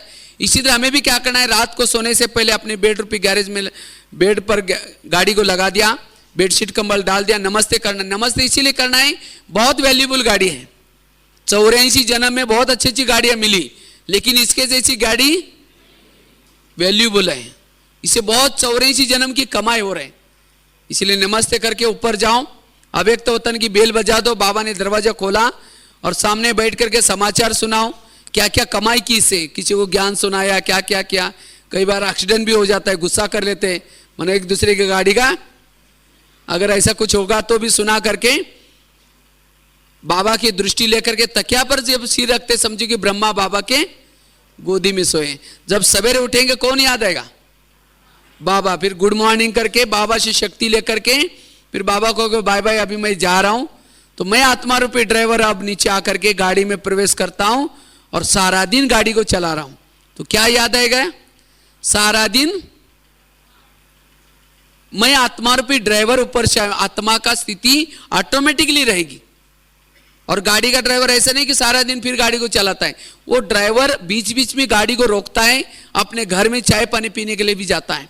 इसी तरह गाड़ी को बीच बीच में रोको, गाड़ी से निकल करके जाओ, अव्यक्त वतन से बाबा की दृष्टि लेकर के फिर आओ, जिसको कहते हैं ट्रैफिक कंट्रोल। अगर एक गाड़ी का भी एग्जाम्पल याद रहेगा तो भी आत्मा का लेसन पक्का होगा। तो इसलिए आत्मा का लेसन हमें क्या करना है? योग के लिए पक्का करना है। हम जो शुरू में एक एक घंटे में चार्ट लिखते थे, हर घंटे में चेक करते थे मैं आत्मा हूं, कितना स्मृति है, और देह के भान की कितनी स्मृति है। बहुत इस बात के लिए मेहनत की। ब्रह्मा बाबा ने क्या पक्का किया? मैं आत्मा हूं, ये आत्मा है, जयशोद आत्मा है। तो आत्मा का पाठ हमें पक्का करना है। सोमानों में रहने से भी आत्मा का पाठ पक्का होता है। जितना सोमान में रहेंगे अंतरिक्ष शक्तियां जागृत होती हैं और उससे भी आत्मा का पाठ पक्का होता है, और उससे योग आपका इजी होगा। तो ये तीन बातें होगी। चौथी धारणा है, अगर योग की अनुभूति करनी है तो बाबा के श्रीमत प्रमाण चलना जरूरी है। जितना श्रीमत प्रमाण चलेंगे उतना योग भी। जैसे कोई भी माँ बच्चों को प्यार करते, कब करते हैं? सवेरे जल्दी उठाते हैं, अच्छे कपड़े पहनाते हैं और उसको कहते हैं बेटा कपड़े गंदे नहीं करना, पढ़ना, लड़ना नहीं, झगड़ना नहीं। और बच्चा जाता है, लड़ता है, झगड़ता है, जब शाम को आएगा मम्मी मम्मी करते आता तो मम्मी किचन से देखेगी मैंने जो उसको कहा था वो करके आया, और नहीं करके बोलेगा तुम चिल्लाते मैं आई ठीक हूँ, जाएगी 2 थप्पड़ लगा दे, कहेगी तुमको कितना अच्छा कहा, तुम गंदा होकर गया। और वही बच्चा माँ का कहना मान के आता तो माँ क्या करती उसको प्यार करती। इसी तरह बाबा भी हमें क्या करता, रोज कई डायरेक्शन देता है माँ बन करके, बच्चे आज पर चिंतन नहीं करना, मेरी याद में रहना, आत्मा समझना, मुरली और कुछ नहीं, मम्मी ने क्या करने के लिए बोला और क्या मना किया, 2 कॉलम में लिखो। लेकिन हम बाहर जाकर के क्या करते, जो कहा उसके विपरीत करके आते हैं। जैसे शाम को बच्चा आता है मम्मी मम्मी करता है, हम भी शाम को आकर के कहेंगे बाबा बाबा। जैसे मम्मी किचन से देखते हैं, वो भी परमधाम रूपी खिड़की से देखेगा, मैंने जो उसको कहा था वो करके आया, नहीं करके आया, बोलेगा तुम चिल्लाते मैं परमधाम में ठीक हो। कहते योग लगता ही नहीं। तो योग क्यों नहीं लगा? जो कहा वो नहीं किया। इसलिए अगर योग की अनुभूति करना है तो क्या करना है? बाबा का कहना मानना, अर्थात श्रीमत प्रमाण चलना जरूरी है। ये चौथी धारणा है। तो हम बाबा के श्रीमत प्रमाण कितना चल रहे हैं? हाँ बताओ, 2-4 लोग कितना % चल रहे होंगे? हर एक का पता तो चलेगा सबका। फिर 80%। अच्छा, और मालूम ही नहीं कितना % चल रहे? 50%। अच्छा भाई लोग बताओ 1-2। हाँ 50। अच्छा चलो हम आपको आईना बताते, अपने आप चेक करना मैं कितना परसेंटेज चल रहा हूं। हम श्रीमत मतलब क्या समझते, मुरली सुनना, अमृत वेला उठना, बाहर का भोजन ना खाना, इसको लेकिन अमृत वेला उठना, अमृत वेला उठे तो सही, उठ करके झुटका लगाते योग कर रहे, तो क्या उसके मार्क मिलेंगे? अमृत वेला उठना ही पर्याप्त नहीं, लेकिन उठ करके कैसा योग किया वो महत्व का है। अच्छा बाहर का भोजन नहीं खाते, अपने हाथ का बना हुआ भोजन खाते, लेकिन बातें करते खाया, आधे मार्क कट हो गए। मुरली सुनी लेकिन मुरली अनुसार सारा दिन नहीं चले, आधे मार्क उसके भी कट हो गए। इतना ही नहीं, मुरली से पहले योग नहीं किया, उसके मार्क गए। पूरी मुरली नहीं सुनी तो भी मार्क गए, और सारा दिन आचरण में नहीं लाए एक एक माह के तो भी मार्क गए। बैच नहीं पहना, मार्क कट हो गया। किसी का परचिंतन किया, मार्क कट हो गया। आत्माभिमानी स्थिति में नहीं रहे, मार्क कट हो गया। कहते ना चुहा को मिली हल्दी की घाटी, वो कहता है मैं क्या बन गया, पंसारे बन गए। इसी तरह इतनी गहराई है इस ज्ञान की, तो कितना परसेंटेज चल रहे होंगे फिर? चेक करना, इसको कहते हैं आध्यात्मिक ग्रामर। जैसे ग्रामर होता है ना, ये लिख दे कि मैं शांति सागर की संतान हूं, लेकिन शांति की मात्रा पीछे से मार दी, जो महाराष्ट्र वाले लोग लगाते हैं ऐसे। तो क्या लिखने में तो ठीक है शांति सागर की संतान हूं, लेकिन शांति कहां पीछे से मार दी, उसको मार्क क्या हो जाएंगे? ग्रामेटिक दृष्टि से क्या है वो? शांति की पहली मात्रा आनी चाहिए हिंदी में। इसी तरह हमने कर्म तो किया लेकिन यथार्थ नहीं किया, मार्क कट गए। इसीलिए बाबा कहते बच्चे एक एक कर्म में चेक करो, सेवा किया मैं पनाया, मार्क कट हो गया। इसलिए एक एक कर्म हमें श्रीमत प्रमाण करना है, और तब जाकर के योग का उतना ही गहरा अनुभव होगा। लेकिन श्रीमत प्रमाण क्यों नहीं चलते? लोक लाज आते हैं। पहली बात है लोक लाज, यहां फिर भी लोक लाज कम है। हम तो राजस्थान में रहते हैं, राजस्थान में के क्लास में अगर जाते हैं तो माताएं आकर के घूंघट लेके बैठेगी, अगर जब दृष्टि लेते थोड़ा सा निकाल करके ऐसा करके देख, अगर उसका पति क्लास में आया है, पति इधर देखेगा, माताजी इधर देखेगा, हम दृष्टि दे रहे इधर से। लोक लाज। अभी कुछ दिन पहले राजस्थान की बहुत सारी सेवाधारी आए थे, तो एक माताजी फोन कर रही थी, मैं ऐसे एक्सचेंज में कुछ काम से बैठा था, तो उसका जब फोन लगा तो उसने घूंघट लेकर के बात कर रही थी। मैंने लास्ट तक बैठा था, फिर लास्ट में पूछा माताजी को, माताजी आप घूंघट से बात क्यों किया? कहते ससुर जी से बात कर रहे थे। हमने कहा ससुर जी जयपुर में और आप माउंट आबू में थोड़ी देख रहे। हाँ, इसको कहते हैं लोकलाज। अच्छी बात है बड़ों का कहना, बड़ों के इसमें, लेकिन ससुर जी का ससुर जी कौन है? शिव बाबा। क्या उसका कभी लोक लाज आते हैं? मुरली नहीं सुनेंगे तो ससुर जी क्या कहेंगे, मुरली ये नहीं करेंगे तो ससुर जी। हाँ, इसीलिए बाबा कहते बच्चे लोक लाज नहीं करो। नहीं तो आज हम नियम को लोक लाज के कारण दबाते हैं, लेकिन नहीं। जैसे भीष्म पितामह की कहा ना कहानी, डोंट केयर किया तो भी विकर्मा बन गए। इसलिए डोंट केयर या लोक लाज नहीं करने। हनुमान सीता के पास जाता है, अपने बालों में सिंदूर लगाते हैं सीता माता, तो उस समय पूछता है माता जी आप क्या लगा रहे? कहते हैं सिंदूर लगा रहे। क्यों? कहा कि इससे राम जी खुश हो जाता है, पतिव्रता का प्रतीक होता है। उसको लगता है कि ये तिलक लगाते राम जी इतना खुश हो जाता है, भागे भागे दुकान में जाता है, पूरी बोरी लेकर के अपने सिर में रगड़ करके लगाता है, और राम जी के बाग आकर के खड़ा रहता है। तो राम जी ने कहा ये तुमने क्या लगा क्या है? कहा कि सीता माता ने कहा कि सिंदूर लगाने से आप खुश हो जाते। वो तो तिलक लगाते, मैं पूरा लगा क्या है? खुश हो जाओ। उसको लोक लाज आई, उसको नशा चढ़ेगी, इससे राम जी खुश हो जाता है। तो जो पहनने से, जो करने से, जो खाने से परमात्मा खुश हो जाता है, उसके लिए लोक लाज नहीं करनी है। इसीलिए बाबा कहते हैं बच्चे जो भी हमारे लिए बाबा के नियम है उसको कोशिश करके क्या करना, हमें पालन करना है, तब योग लगेगा। इसीलिए लोग इस संसार में ऐसे हैं, अच्छा करेंगे तो भी कहेंगे, बुरा करेंगे तो भी। नहीं तो छोटे बच्चों को कहा कि बेटा तुम्हारा कौवा कान लेके गया, अब वो देखता नहीं कि कान है या नहीं, वो पत्थर लेके कौवे को मारना शुरू करता है। हाँ? तो किसी ने कुछ कहा ऐसा नहीं, हमें सोच अपना भी विचारों को क्या करना, यूज करना है। इसलिए बाबा कहते बच्चे, ना मन मत, ना पर मत, श्रीमत। श्रीमत में फायदा, मन मत मिक्स भी नहीं करना है,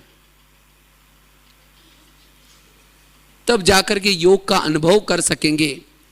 तो लोग इस संसार में ऐसे हैं, ना आपको घोड़े पर बैठने दे देंगे, ना पैदल चलने देंगे। हम लोग 7वीं कक्षा में थे, हमको एक लेसन था स्कूल में इंग्लिश में, बाप और बच्चा गधा खरीद करने के लिए जाते हैं। मई मास में गधा खरीद करके जा रहे थे, तो दोपहर के समय था, मई मास था, तो क्या करता है, कुछ लोग बैठे थे पेड़ के नीचे, तो लोग चिढ़ाते हैं, अरे तुम लोगों ने गधा खरीद किया, बच्चों को पैदल लेकर जा रहे, तुमको शर्म नहीं आती। बाप बच्चों को ऊपर बिठाता है गधे पर। फिर आगे गए और दूसरे लोग मिले, कहते हैं कि तुमको, लड़के को तुमको अक्ल नहीं है, जवान लड़का तुम ऊपर बैठा, बाप को चला रहे हैं। तो क्या करता है, बाप ऊपर बैठता है, बच्चा उतर गया। फिर आगे गए, तीसरे प्रकार के लोग मिल गए, कमाल है, कहते हाँ तुम लोगों ने गधा खरीद किया पैदल चलने के लिए, दोनों भी बैठ गए। फिर आगे गए, चौथे प्रकार के लोग मिल गए, क्या गधे को मारना है क्या, दोनों भी बैठे, नीचे उतर गए। एक रस्सी ढूंढी और रस्सी ढूंढ करके आगे के पाँव पीछे के पाँव बांध दे, एक डंडा डाल दे अंदर पाँव के अंदर और कंधे पर लेके चल पड़े। अब बेचारा वो उल्टा हो गया, पाँव हिला हिला करके, नदी का पुल था, क्रॉस कर रहे थे, वो नीचे गिर गया। ये है दूसरे की बातें सुनने से घाटा। इसीलिए बाबा कहते बच्चे, ना पर मत प्रमाण चलो, ना मन मत प्रमाण चलो, किसके पर चलो, श्रीमत। और जितना श्रीमत प्रमाण चलेंगे योग लगेगा। लेकिन श्रीमत टूटने का कारण क्या है, एक तो बताए लोक लाज, दूसरा बताए डोंट केयर, और तीसरी बात है हम श्रीमत को यथार्थ नहीं समझते। आज देखो भक्ति मार्ग बहुत अच्छा है, भक्ति मार्ग में भी कोई गलत बातें नहीं है, भक्ति मार्ग के एक एक बात का रहस्य है, लेकिन लोगों ने यहां यथार्थ नहीं समझे। जैसे सप्ताह के 7 दिन है, एक एक दिन में बड़ा रहस्य है। जैसे पहला दिन कौन सा होता है, सोमवार। सोमवार अर्थात परमात्मा शिव इस धरती पर आता है, सोम रस पिलाता है, तुम कौन हो, मैं कौन हूं, ड्रामा क्या है, कर्मों की गुत्थी, पूरा सोम रस पिलाता है। और जब यथार्थ ज्ञान मिलता है तो आत्मा और परमात्मा का मंगल मिलन हो जाता है। इसीलिए दूसरे दिन कौन सा है, मंगलवार। जब मंगल मिलन हो जाता है, सोम रस पीते हैं हम लोग, तो हमारी बुद्धि विशाल बन जाते हैं, बुद्धि खुल जाते हैं, और मनुष्य के बुद्धि के अंदर के विकार रूपी भूत भाग जाते हैं। और इसीलिए तीसरा दिन बुधवार। और जब बुद्धि विशाल बन गई, मंगल मिलन हो गया, सोम रस पिया, तो सदगुरु प्रसन्न हो जाता है, इसीलिए चौथा दिन सदगुरुवार। और जब सदगुरु प्रसन्न हो गया, बुद्धि विशाल हो गई, मंगल मिलन हो गया, सोम रस पिया, तो सभी को सुख मिलता है, अतीन्द्रिय सुख मिल जाता है, सभी के दिल से शुक्रिया निकलता है, इसलिए चौथा दिन, 5वां दिन शुक्रवार। और जब शुक्रिया निकला, सदगुरु प्रसन्न हो गया, बुद्धि विशाल हो गई, मंगल मिलन हो गया, सोम रस पिया, तो जन्म जन्मांतर आत्माओं को जो विकारों की शनि लगी है वो शनि से छूट जाते हैं, इसलिए शनिवार। और उसके बाद जब शनि छूट गई, शुक्रिया निकला, सदगुरु प्रसन्न हो गया, बुद्धि विशाल हो गई, मंगल मिलन हो गया, सभी आत्माएं इस धरती पर जन्म जन्मांतर से जो विकारों के बंधन में थे सब मुक्त होते हैं और अपने घर में जाते हैं। छुट्टी संडे रविवार के दिन छुट्टी, अपने घर में फिर से जाते हैं। तो देखो एक एक बात में कितना रस है। इसीलिए बाबा कहते बच्चे भक्ति की बातें अच्छी है, लेकिन यथार्थ तो हमने समझा नहीं। जैसे भक्ति मार्ग में कहते हैं भगवान को प्राप्त करने के लिए घर का त्याग करना है, ये गलत है सही है? गलत है, वास्तव में सही है। जब तक घर का त्याग नहीं करेंगे भगवान प्राप्त नहीं होगा। लेकिन घर कौन सा, जिस घर में रहते वो घर नहीं, शरीर आत्मा का क्या है। जब तक शरीर को नहीं भूलेंगे तब तक परमात्मा की प्राप्ति। लेकिन लोगों ने कौन सा घर छोड़ा, उस घर को छोड़ा। कहते जब तक बलि नहीं चढ़ाएंगे तब तक भगवान प्रसन्न नहीं होता। लेकिन कौन सी बलि, जो सारा दिन हम मई करते, मैपन की बलि। लेकिन लोगों ने कौन सी बलि चढ़ाई, मई करने वाली बकरी को बलि चढ़ाई। बात को उल्टा किया। कहते जब तक उपवास नहीं करेंगे भगवान प्रसन्न नहीं होता। लेकिन कौन सा उपवास, उप मतलब नजदीक, वास मना रहना, मन बुद्धि से परमात्मा के नजदीक रहना, ये उपवास है। लेकिन हमने कौन सा उपवास किया, न खाने पीने का उपवास किया। अब जिस दिन खाएंगे पिएंगे तो सारा दिन बुद्धि कहां जाएगी, पेट की तरफ जाएगी। तो तो इसीलिए भक्ति में क्या क्या बातों को उल्टा किया, और इसीलिए फायदे के बजाय कहां गए? घाटे में। एक बहुत सुंदर एक शॉर्ट में कहानी आपको बताते हैं, कहीं से अगर हम बातों को उल्टा करते हैं तो फायदे के बजाय कहां जाएंगे? एक सेठ जी था, उसका दुकान सामने था, सामने मकान था और बीच में रोड था। तो सेठ जी एक बार बीमार पड़ा, अपने बेटे को बुलाकर कहता है, बेटा मैं बहुत बीमार हूं बेटा, तुम मेरे से भी बड़ा सेठ जी बन सकता है, इसके लिए तुम 3 बातें करना, तुम छांव में जाना और छांव में आना। दूसरी बात सुनाई, तुम मीठा खाना और मीठा खिलाना। तीसरी बात सुनाई, तुम देते रहना, किसी कुछ नहीं लेना, जिसे तुम क्या बनेगा? मेरे से भी बड़ा सेठ जी बनेगा। ऐसा करके 8-10 दिन के बाद वो शेरी छोड़ दिया, बीमार था। तो बेटे को कुछ दिन के बाद याद आया, पिताजी ने कहा कि सेठ जी बनो, इसके लिए 3 बातें सुनाई। तो छाव में जाने के लिए घर से लेकर के दुकान तक टीन का सेट डाल देता हूं, बीच में रोड था इसलिए धूप आएगी, इसलिए छाव बनाता है। रोज मिठाई बना करके खुद भी खाता है, दूसरों को भी खिलाता है। कोई भी घर में आता है, किसको टेबल देता है, किसको चेयर देता है, क्योंकि बाप ने क्या कहा था? देते रहना, किसी कुछ नहीं लेना। कुछ साल के बाद क्या हो गया? उल्टा हो गया। वो मीठा खाने से शुगर पेशेंट हो गया, देते रहने से उसके बाप ने जो कमाया था वो भी खत्म हो गया, और छाव में जाने से कभी भी जाता है। तो एक दिन वो अपने दोस्त के पास जाता है और पूरी कहानी सुनाता है, अरे दोस्त पिताजी तो मर गया, मुझे धोखा दिया। बोला कौन सा धोखा दिया? बोला छाव में जाओ, मीठा खाओ, देते रहो। तुमने क्या किया? मैंने टीन का सेट डाल दिया छाव में जाने के लिए, आने के लिए। रोज मिठाई बना करके खुद भी खाया, दूसरों को भी खिलाया, देते भी रहा सबको। तो उसका दोस्त बोलता है, अरे तुम्हें तो पिताजी ने बहुत अच्छी बातें बताई थी, लेकिन तुमने उस बातों को समझा ही नहीं। पिताजी ने यह कहा था कि छाव में जाना अर्थात दिन निकलने से पहले दुकान में जाना, दिन निकलने से पहले क्या होते हैं? छाव। और छाव में आना अर्थात दिन जब डूब जाएगा तब वापिस आना। सारा दिन दुकान खोल करके बैठने के लिए कहा था। कितनी अच्छी बात कही थी, लेकिन बात को समझा ही नहीं। और मीठा खाना रहा, तुम्हारे दुकान में जो भी आएंगे उनके साथ तुम मीठा बोलना, अच्छा बोलना। कितनी अच्छी बात बताई। अगर वो मीठा बोलता तो सब लोग कहां जाते हैं? वही वो सेठ जी बन जाता, लेकिन बात को उल्टा किया। देते रहना, तुम इतनी कमाई कर रहे हो, जो कर्जा दो, किसी से कर्जा नहीं लो। कितनी अच्छी बातों को उल्टा किया, इसलिए फायदे के बजाय। आज इसी तरह भक्ति में भी बहुत अच्छी बातें बताई थी, लेकिन हमने बातों को क्या किया? और इसीलिए बाबा को आना पड़ा। और इसीलिए यही एक ज्ञान है जो सत्य मार्ग दिखाते हैं, लेकिन लोगों ने क्या किया उस बात को? लेकिन कई मैंने ये एग्जाम्पल क्यों आपको बता रहे हैं? कई बाबा के बच्चे बाबा आने के बाद, ज्ञान सुनाने के बाद बाबा के मत को भी क्या करते हैं? उल्टे बनाते। कैसे? समझो कोई पति पत्नी ज्ञान में चल रहे हैं, तो बाबा कहते हैं बच्चे आत्मा क्या समझो, भाई भाई समझो। तो समझो मुरली के लिए देर हो गई तो क्या कहेंगे? भाई जी चलो जल्दी क्लास में, नहीं तो मुरली पूरा हो जाएगी। अगर ये बात कोई पड़ोसनी सुन जाए तो कह रहे ये तो अपने पति को भी क्या बोलते हैं? भाई जी बोलते हैं। और कभी जाकर के उनको ज्ञान सुना, हमारे ज्ञान बहुत अच्छे, आप चलो ना, कहेंगे हमको टाइम ही नहीं। उनको टाइम है, आपका व्यवहार अच्छा लग रहा है, ज्ञान अच्छा लग रहा है, लेकिन उनको लगता है अगर इनके ज्ञान में हम चलेंगे, जैसे इन्होंने अपने पति को भाई जी बनाया, हमें भी बनाना पड़ेगा, तब इसीलिए नहीं आएंगे। तो ये क्या हो गया? डिसर्विस हुआ है, सर्विस हुई। इसीलिए बाबा कहते बच्चे बाबा का भाव समझो, उसके पीछे क्या है। बाबा का भाव ये नहीं कि पति को भाई जी बोलो, मतलब मुख से भाई जी बोलो। जैसे भाई और बहन की जो दृष्टि, वृत्ति, व्यवहार वो बनाना है।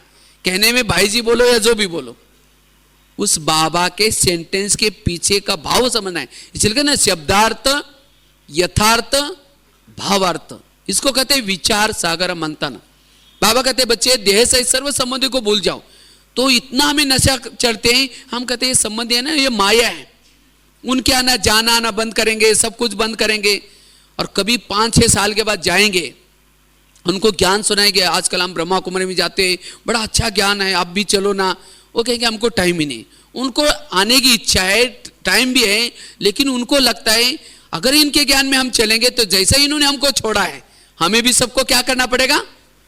छोड़ना। बाबा का ये भाव नहीं कि छोड़ो मतलब जाना आना बंद करो, जाओ आओ, लेकिन मन बुद्धि से भूल जाओ। कभी बाबा कहते बच्चे ये शरीर विनाशी है, इसको ज्यादा ध्यान नहीं दो।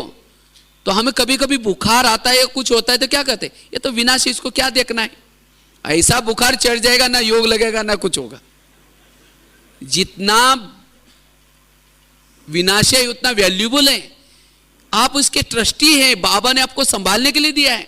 और कोई ट्रस्टी मंदिर का है, कुछ भी उठा कर लेके जाओ, मेरा तो है ही नहीं, ले जाओ, बोलेगा। हाँ? इसीलिए बाबा कहते बच्चे ट्रस्टी है, आपका अधिकार नहीं इसे परचिंतन करने का, अधिकार नहीं इसे देह के रूप में किसी को देखने का, अधिकार नहीं इसे गलत काम करने का। इतना बड़ा टेंशन। इसीलिए बाबा कहते बच्चे बाबा के कहने के भावों को समझो। ऐसे एक भाई ज्ञान में चलता था, तो 5-6 साल ज्ञान में चलता था, लेकिन उसको जैसे यहां नियम सुनाते भाई बाहर का भोजन वगैरह नहीं खाना चाहिए, लेकिन वो भाई समझे नहीं कि बाहर का भोजन मतलब क्या होता है। एक बार वो होटल में जाता है और समोसा मंगाता है। समोसा जानते हैं ना, मैदे को बेल करके आलू भरते हैं, उसको तलते हैं, उसको समोसा कहते हैं। समोसा मंगाता है 1 किलो और उसका मैदे का छिलका फेंक देता है और आलू खाता है। तो मैनेजर ने कहा कि तुम मैदा पसंद नहीं करते। भला पसंद तो करता हूं, लेकिन आजकल मैं ब्रह्मा कुमारी आश्रम में जाता हूं, उन्होंने कहा कि बाहर का नहीं खाना है, इसलिए मैं बाहर का फेंक करके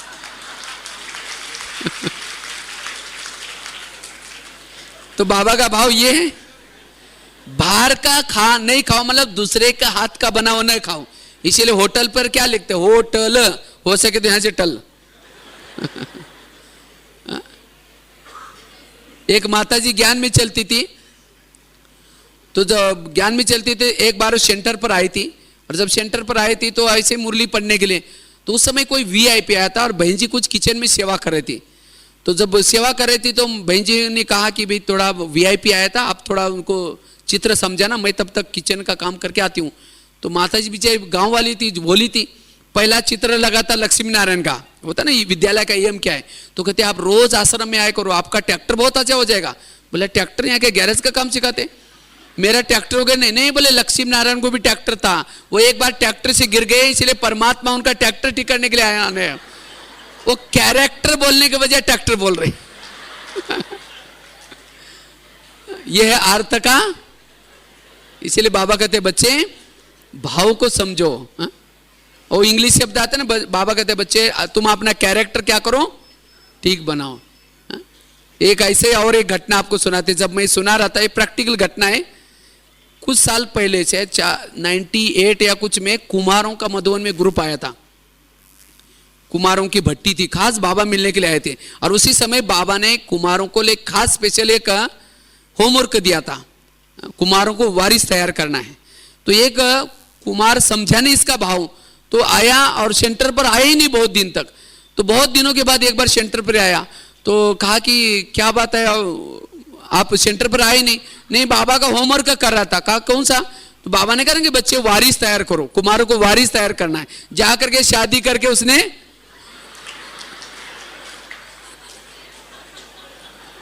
ये प्रैक्टिकल घटी हुई घटना है।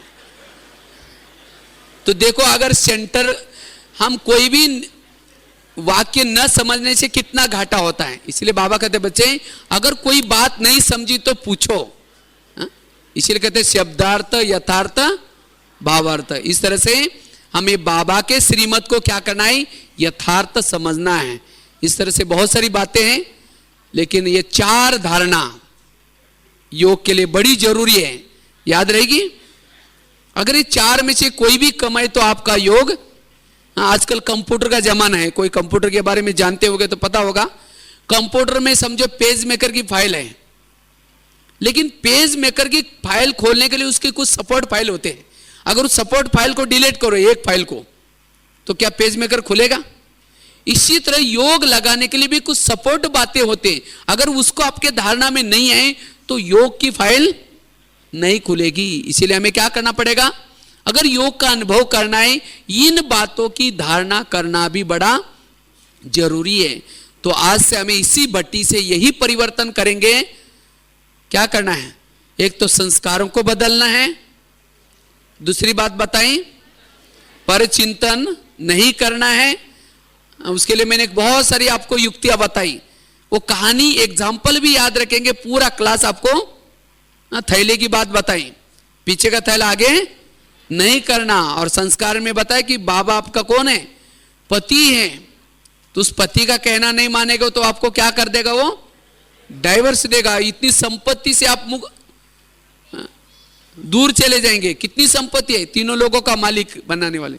इसलिए हमें क्या नहीं करना है? संस्कारों को बदलना है, पर चिंतन नहीं करना है। और तीसरी बात बताई आत्मा अभिमानी स्थिति। और उसके लिए बताया एक तो गाड़ी को गैरेज में लगा करके सोने के लिए ऊपर जाना है बाबा के पास, और रोज उसका अभ्यास करना है। उसके साथ साथ पवित्रता की ऊर्जा को याद के द्वारा ऊपर आत्मा तक पहुंचाना है। जितना ध्यान साधना करेंगे उतनी आपकी ऊर्जा ऊपर जाएगी और इसे सोल कॉन्शियस बनेंगे। सोमानों का अभ्यास, निरंकारी स्थिति, और इसे आत्मा अभिमानी बनेंगे तो योग अच्छा लगेगा। और उसके बाद लास्ट की बात बताई, चौथी बात श्रीमत का पालन। और श्रीमत का क्यों उल्लंघन होता है वो भी बताया। एक तो मनमत प्रमाण या डोंट केयर करके, या फिर कोई लोक ला जाते हैं वो लोक ला जा वो करके, या फिर कभी न समझने से, मिसअंडरस्टैंडिंग। जैसे बता ना कैसे हमारा गलतियां होती हैं। तो इसलिए हमें इस तरह से अगर ये चार आपकी धारणा पक्की है तो योग लगेगा। तो इस तरह से योग की विधि अनुसार जैसे सवेरे बताया था उस अनुसार योग, और उसके साथ साथ समस्याओं का भी समाधान। इस तरह से अगर इतनी भी बातें, ये बातें वैसे तो भाई लोग रिकॉर्डिंग कर रहे हैं आप लोगों के लिए, तो आप लोग इन बातों को अगर सीडी जिसको चाहिए वो भी लेके जा सकते हैं। और भी मैं कुछ मेरे अपने क्लासेस है वो भाई लोगों के पास दे दूंगा, जिसको सीडी चाहिए वो भी ले सकते हैं।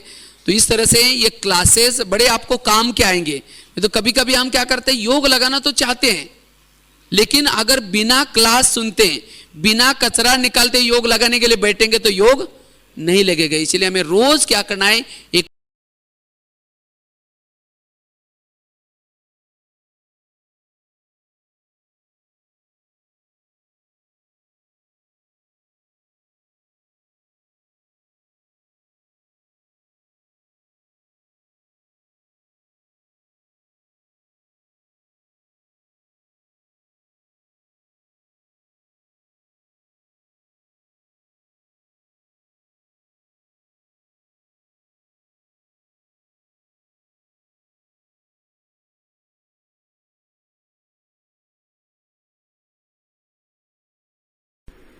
अभी हम लोग आधा घंटा अच्छी तरह योग करेंगे, सभी अलर्ट होकर के बैठेंगे, ठीक है? सभी जागृत है ना? सभी जागृत होकर के आंखें खोल करके भी बैठेंगे और बाबा से अच्छी अच्छी रोहरान करेंगे।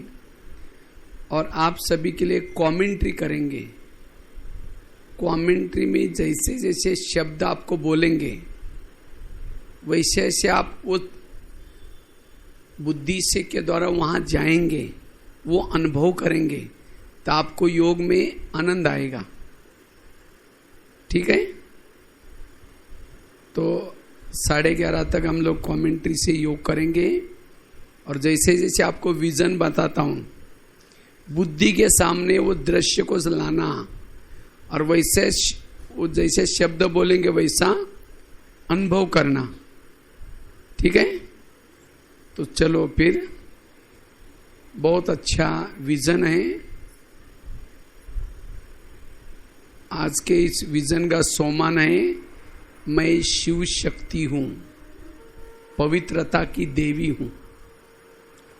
तो इस विजन का अभ्यास करने के लिए सबसे पहले हम क्या करेंगे, यहां से परम धाम में जाएंगे।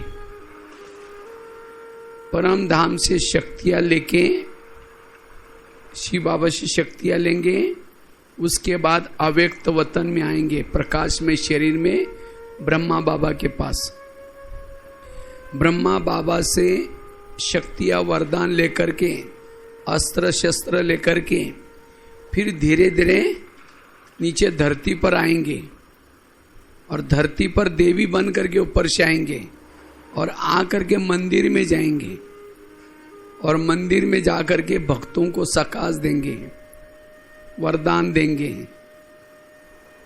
अलग अलग मंदिर में जाना है, कभी पहाड़ों पर स्थित होकर के। तो इस विजन का अभ्यास करेंगे अब, ठीक है? तो सबसे पहले आप चलेंगे, सभी अपने अपने भ्रुकुटी में स्थित रह जाऊं। मैं आत्मा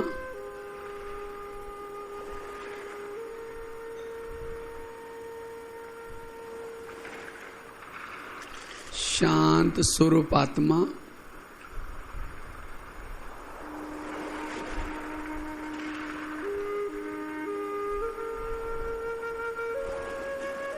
शक्ति स्वरूप आत्मा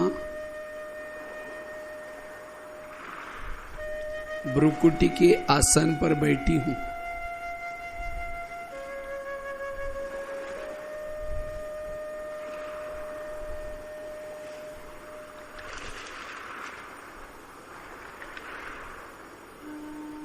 मैं महान आत्मा हूं।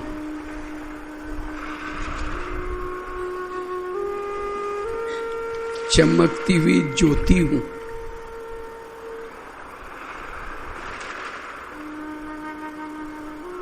ये शरीर मेरा एक मंदिर है।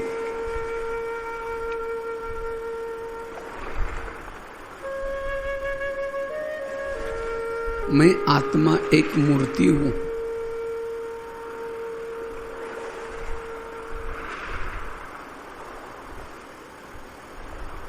मैं आत्मा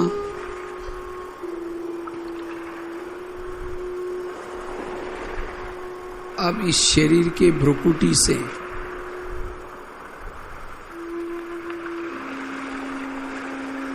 एक प्रकाश का किरण बन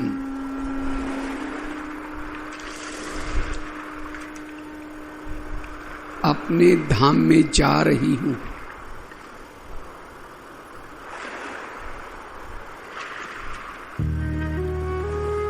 शांति धाम में जा रही हूं।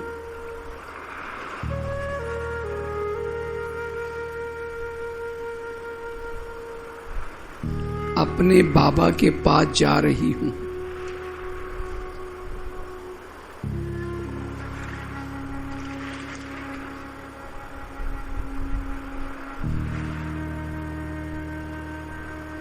चांद सूरज तारांगन से पार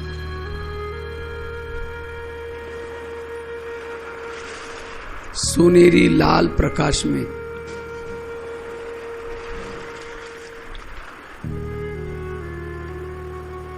परम धाम में आकर के पहुंची हूं। परम धाम शांति धाम,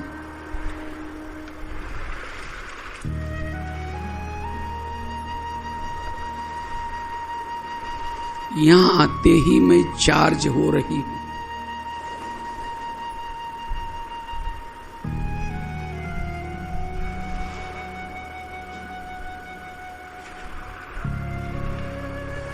ज्ञान सूरज की किरणों के नीचे हूं।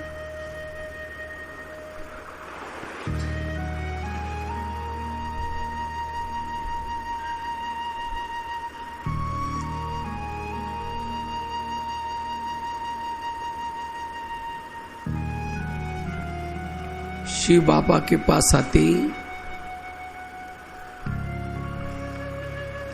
मेरे जन्म जन्मांतर की थकान मिट गई।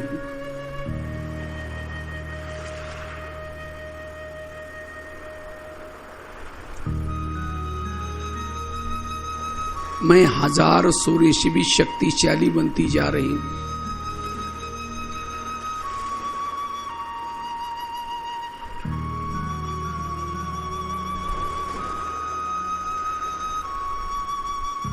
ज्वाला स्वरूप बनती जा रही हूं।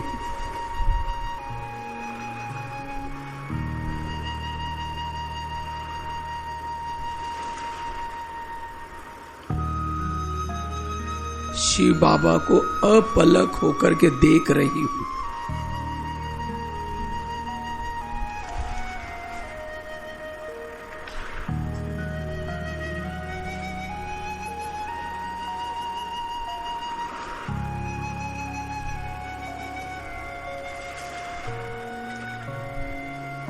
अपने शांति धाम में हूं।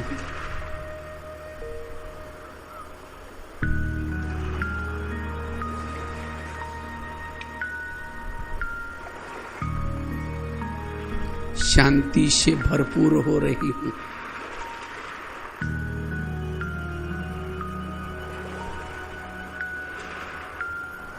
अब मेरी कोई तमन्ना नहीं है।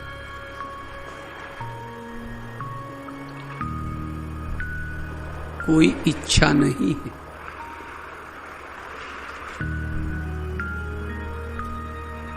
मैं भरपूर हूं।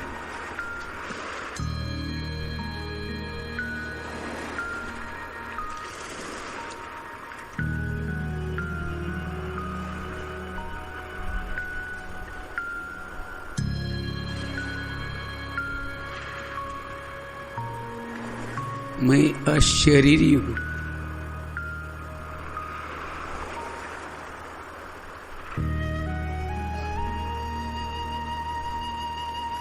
विदेही हूं।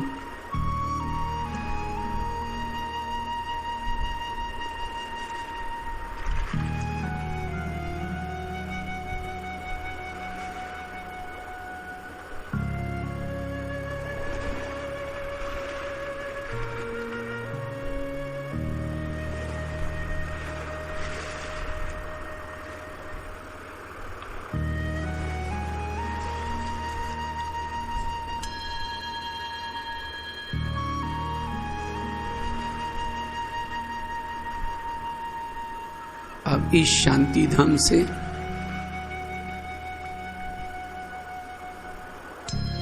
नीचे अव्यक्त वतन में जा रही हूं।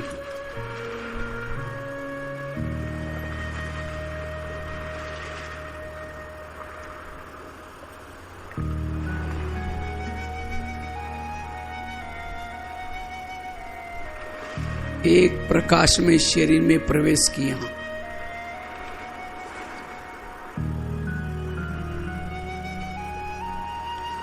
अव्यक्त वतन में ब्रह्मा बाबा के सामने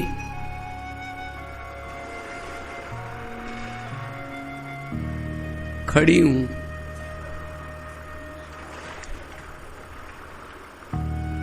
अव्यक्त वतन में जाते ही ब्रह्मा बाबा खड़े हो गए।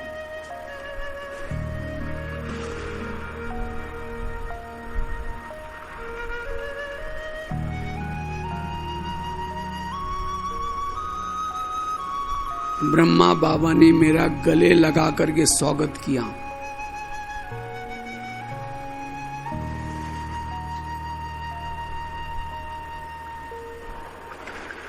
गले लगते ही मैं जैसे लाइट हाउस बनती जा रही हूं।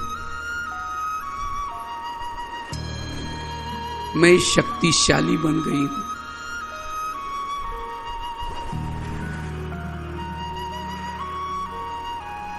बाबा ने मुझे देखते ही कहा, बच्ची तुम साधारण नारी नहीं हो।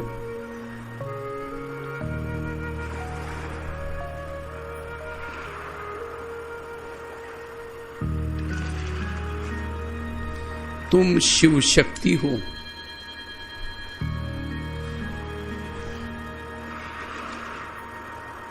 भक्तों की इष्ट हो।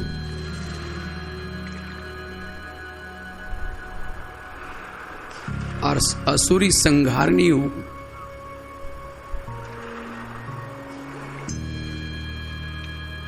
कल्प पहले भी तुमने अनेक असुरों का संहार किया था।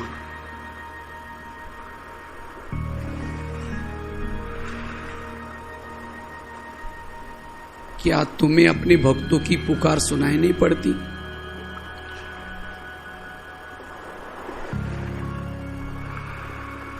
तुम पवित्रता की देवी हो।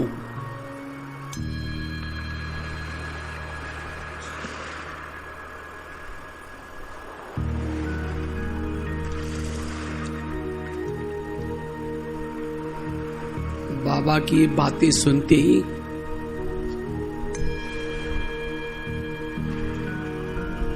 मेरी आंतरिक शक्तियां जागृत हो रही।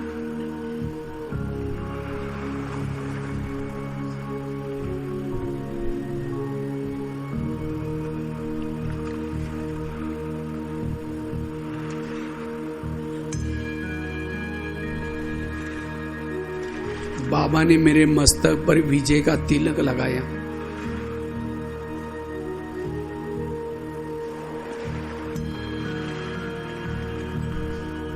हाथ में ज्ञान की तलवार दी।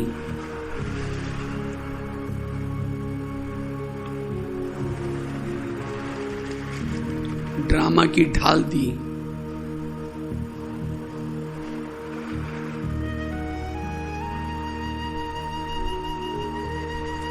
अनेक अस्त्र शस्त्र दिया।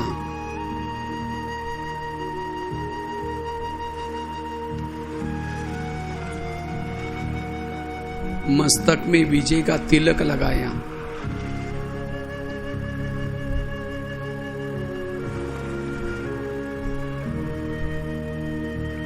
पावरफुल दृष्टि दे रहे।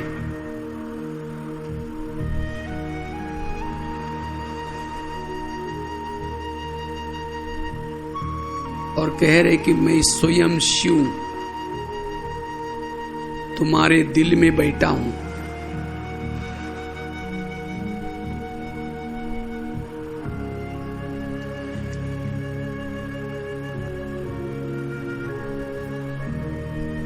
तुम शिवमय शक्ति हो।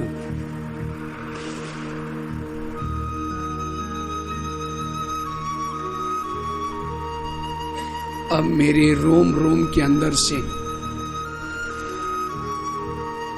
शक्तियों का संचार हो रहा है।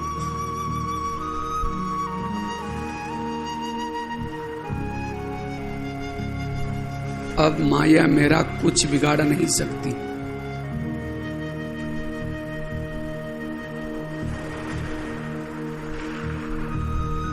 मेरे हाथ में त्रिशूल है।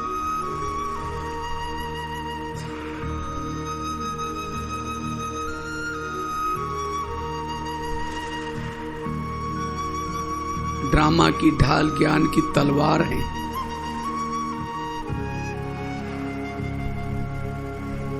सिर पर जिम्मेवारी का ताज है। मैं एक देवी हूं, शिव शक्ति हूं।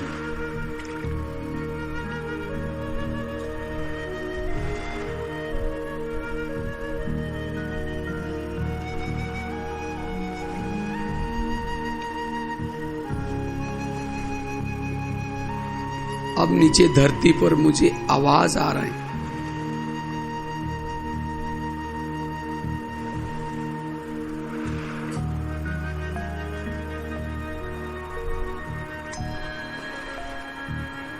मैं देवी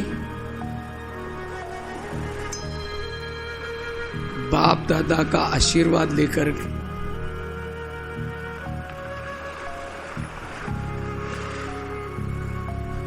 सर्व शक्तियों को साथ लेकर के आकाश मार्ग से नीचे धरती पर उतर रही हूं।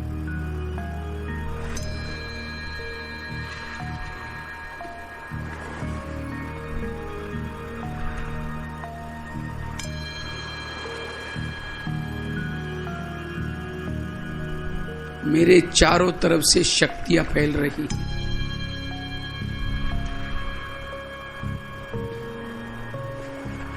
मैं ज्वाला देवी हूं। मैं अब धरती पर पहुंच गई हूं।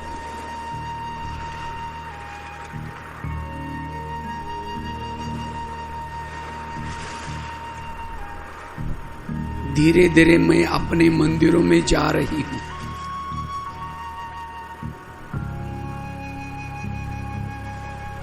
जहां भगत मेरा आह्वान कर रहे हैं।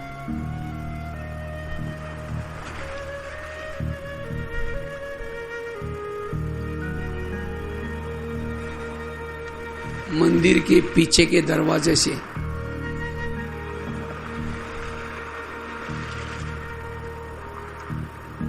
मैं मूर्ति के पास जाकर के खड़ी हूं।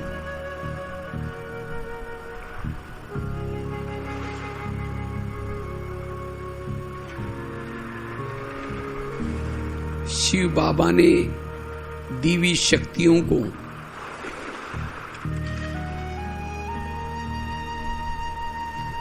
अपने दृष्टि के द्वारा भक्तों को दे रही हूं।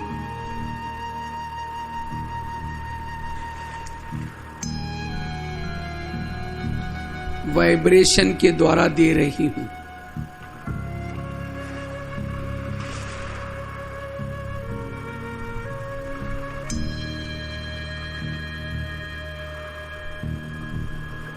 वरदानी हाथ के द्वारा दे रही हूं।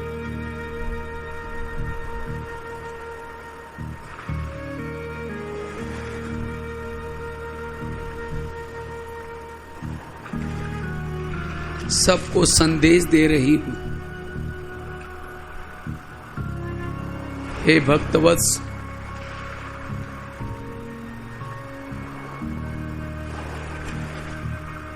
जिनकी तुम पूजा कर रहे हो,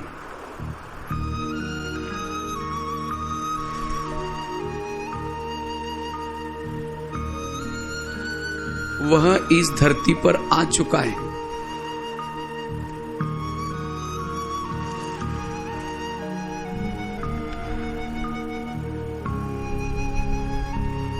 अगर तुम्हें उससे मिलना है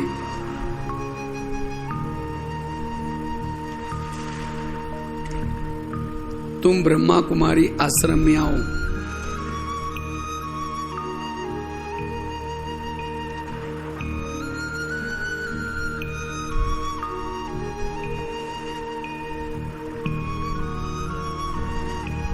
मैं देवी भी वही तपस्या कर रही हूं।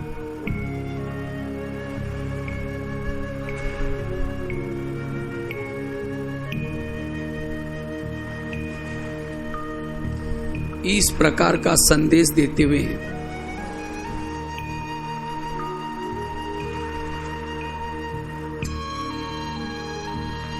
एक मंदिर से दूसरे मंदिर में,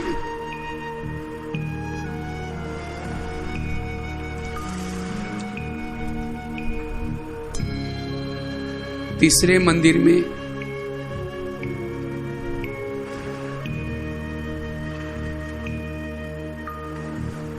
पहाड़ों पर स्थित होकर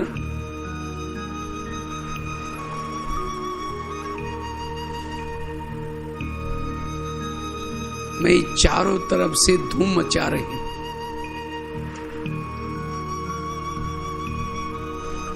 मैं शिव, मैं शक्ति हूं।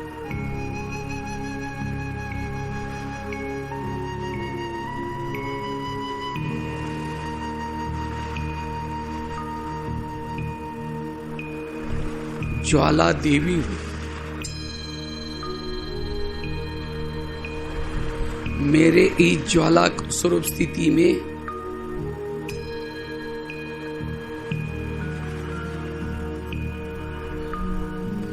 मेरे अनेक जन्म जन्मांतर के विकर्म खत्म होते जा रहे हैं।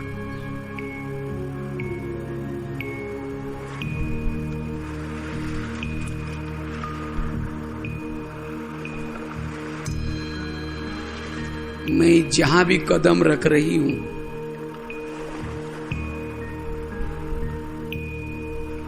वहां के मायावी कीटाणु भस्म होते जा रहे हैं।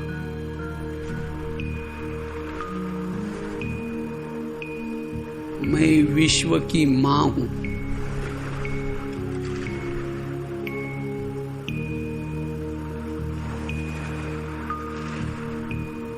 भक्तों की इष्ट हूं। पवित्रता का अवतार हूं।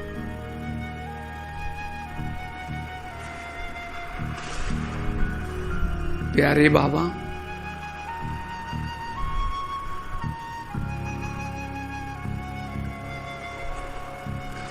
दुनिया ने हमें ठुकराया,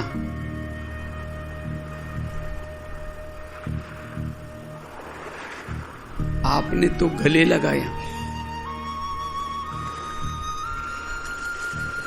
हमें तो नरक का द्वार कहां,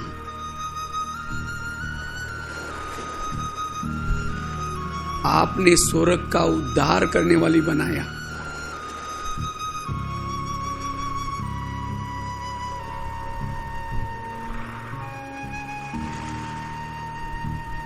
मैं आपके उपकारों को कभी नहीं भूल सकती हूं।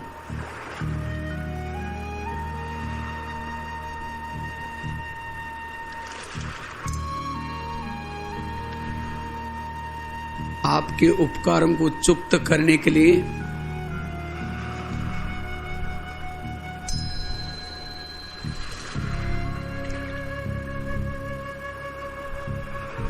मां शीतला बनूं।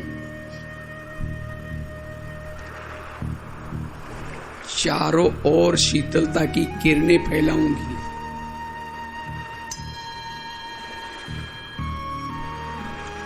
मैं एक शीतला देवी हूं।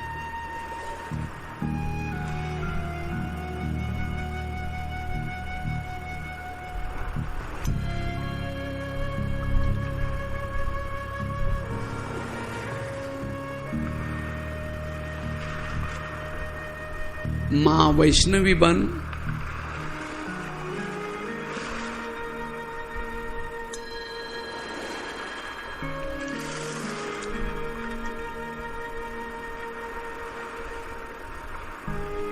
विषय विकारों को मिटाने की सेवा करूंगी।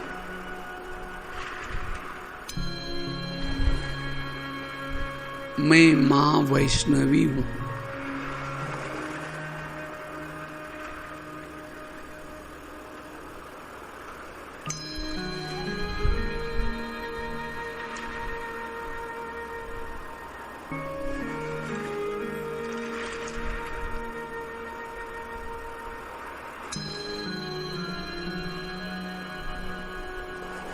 मां संतोषी बन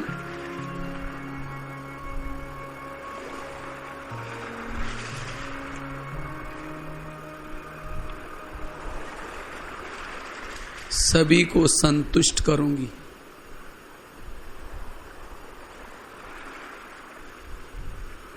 मैं मां संतोषी हूं।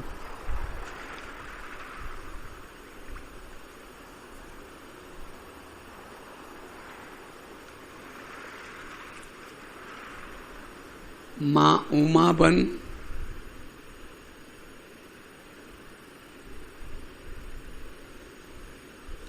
सबको उमंग उत्साह में लाऊंगी।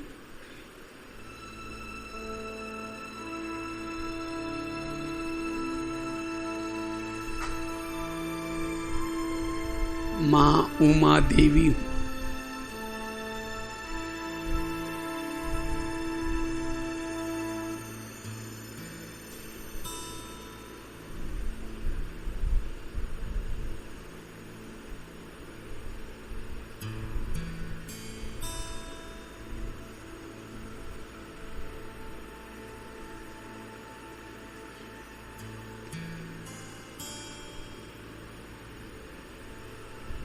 मां सरस्वती बन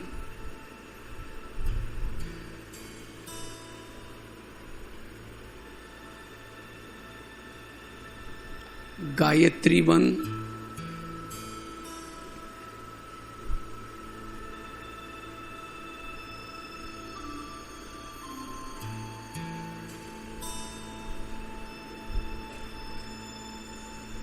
सभी को गीता का ज्ञान गा गा के सुनाऊंगी। मां सरस्वती हूं।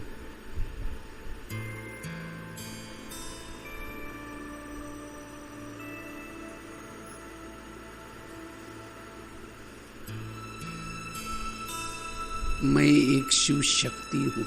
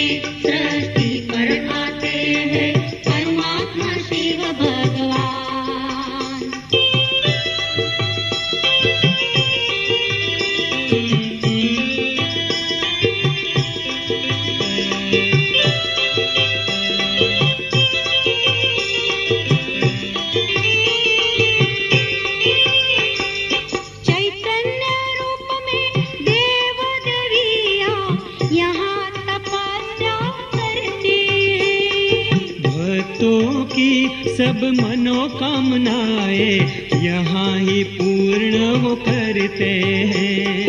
चैतन्य रूप में देव देवियाँ यहाँ तपस्या करते हैं। भक्तों की सब मनोकामनाएं यहाँ ही पूर्ण वो करते हैं। मुक्ति जीवन मुक्ति का मिलता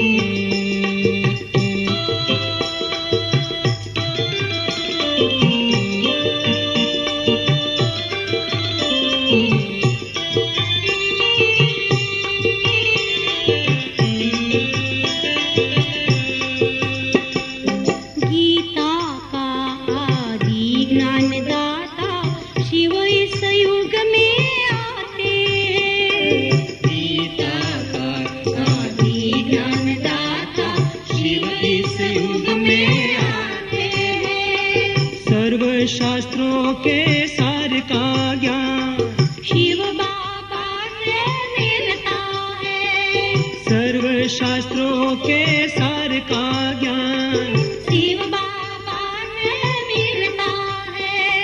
जन्म जन्मांतर की भक्ति का फल मिलता है महान। इस युग में धरती पर आते हैं परमात्मा शिव भगवान। हो मीठे शिव भगवान। प्यारे प्यारे शिव भगवान। युगों में पुरुषोत्तम युग संगम है जिसका नाम। इस युग में धरती पर आते हैं परमात्मा शिव भगवान। हो मीठे शिव भगवान। प्यारे प्यारे शिव भगवान। हो मीठे शिव भगवान।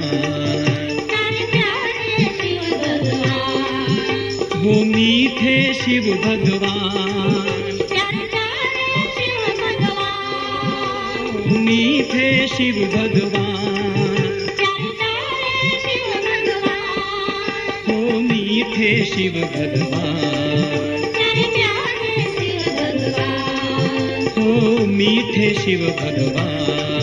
प्यारे प्यारे शिव भगवान। हो मीठे शिव भगवान। प्यारे प्यारे शिव भगवान। हो मीठे शिव भगवान। प्यारे प्यारे शिव भगवान। हो मीठे शिव भगवान। प्यारे प्यारे शिव भगवान। हो मीठे शिव भगवान।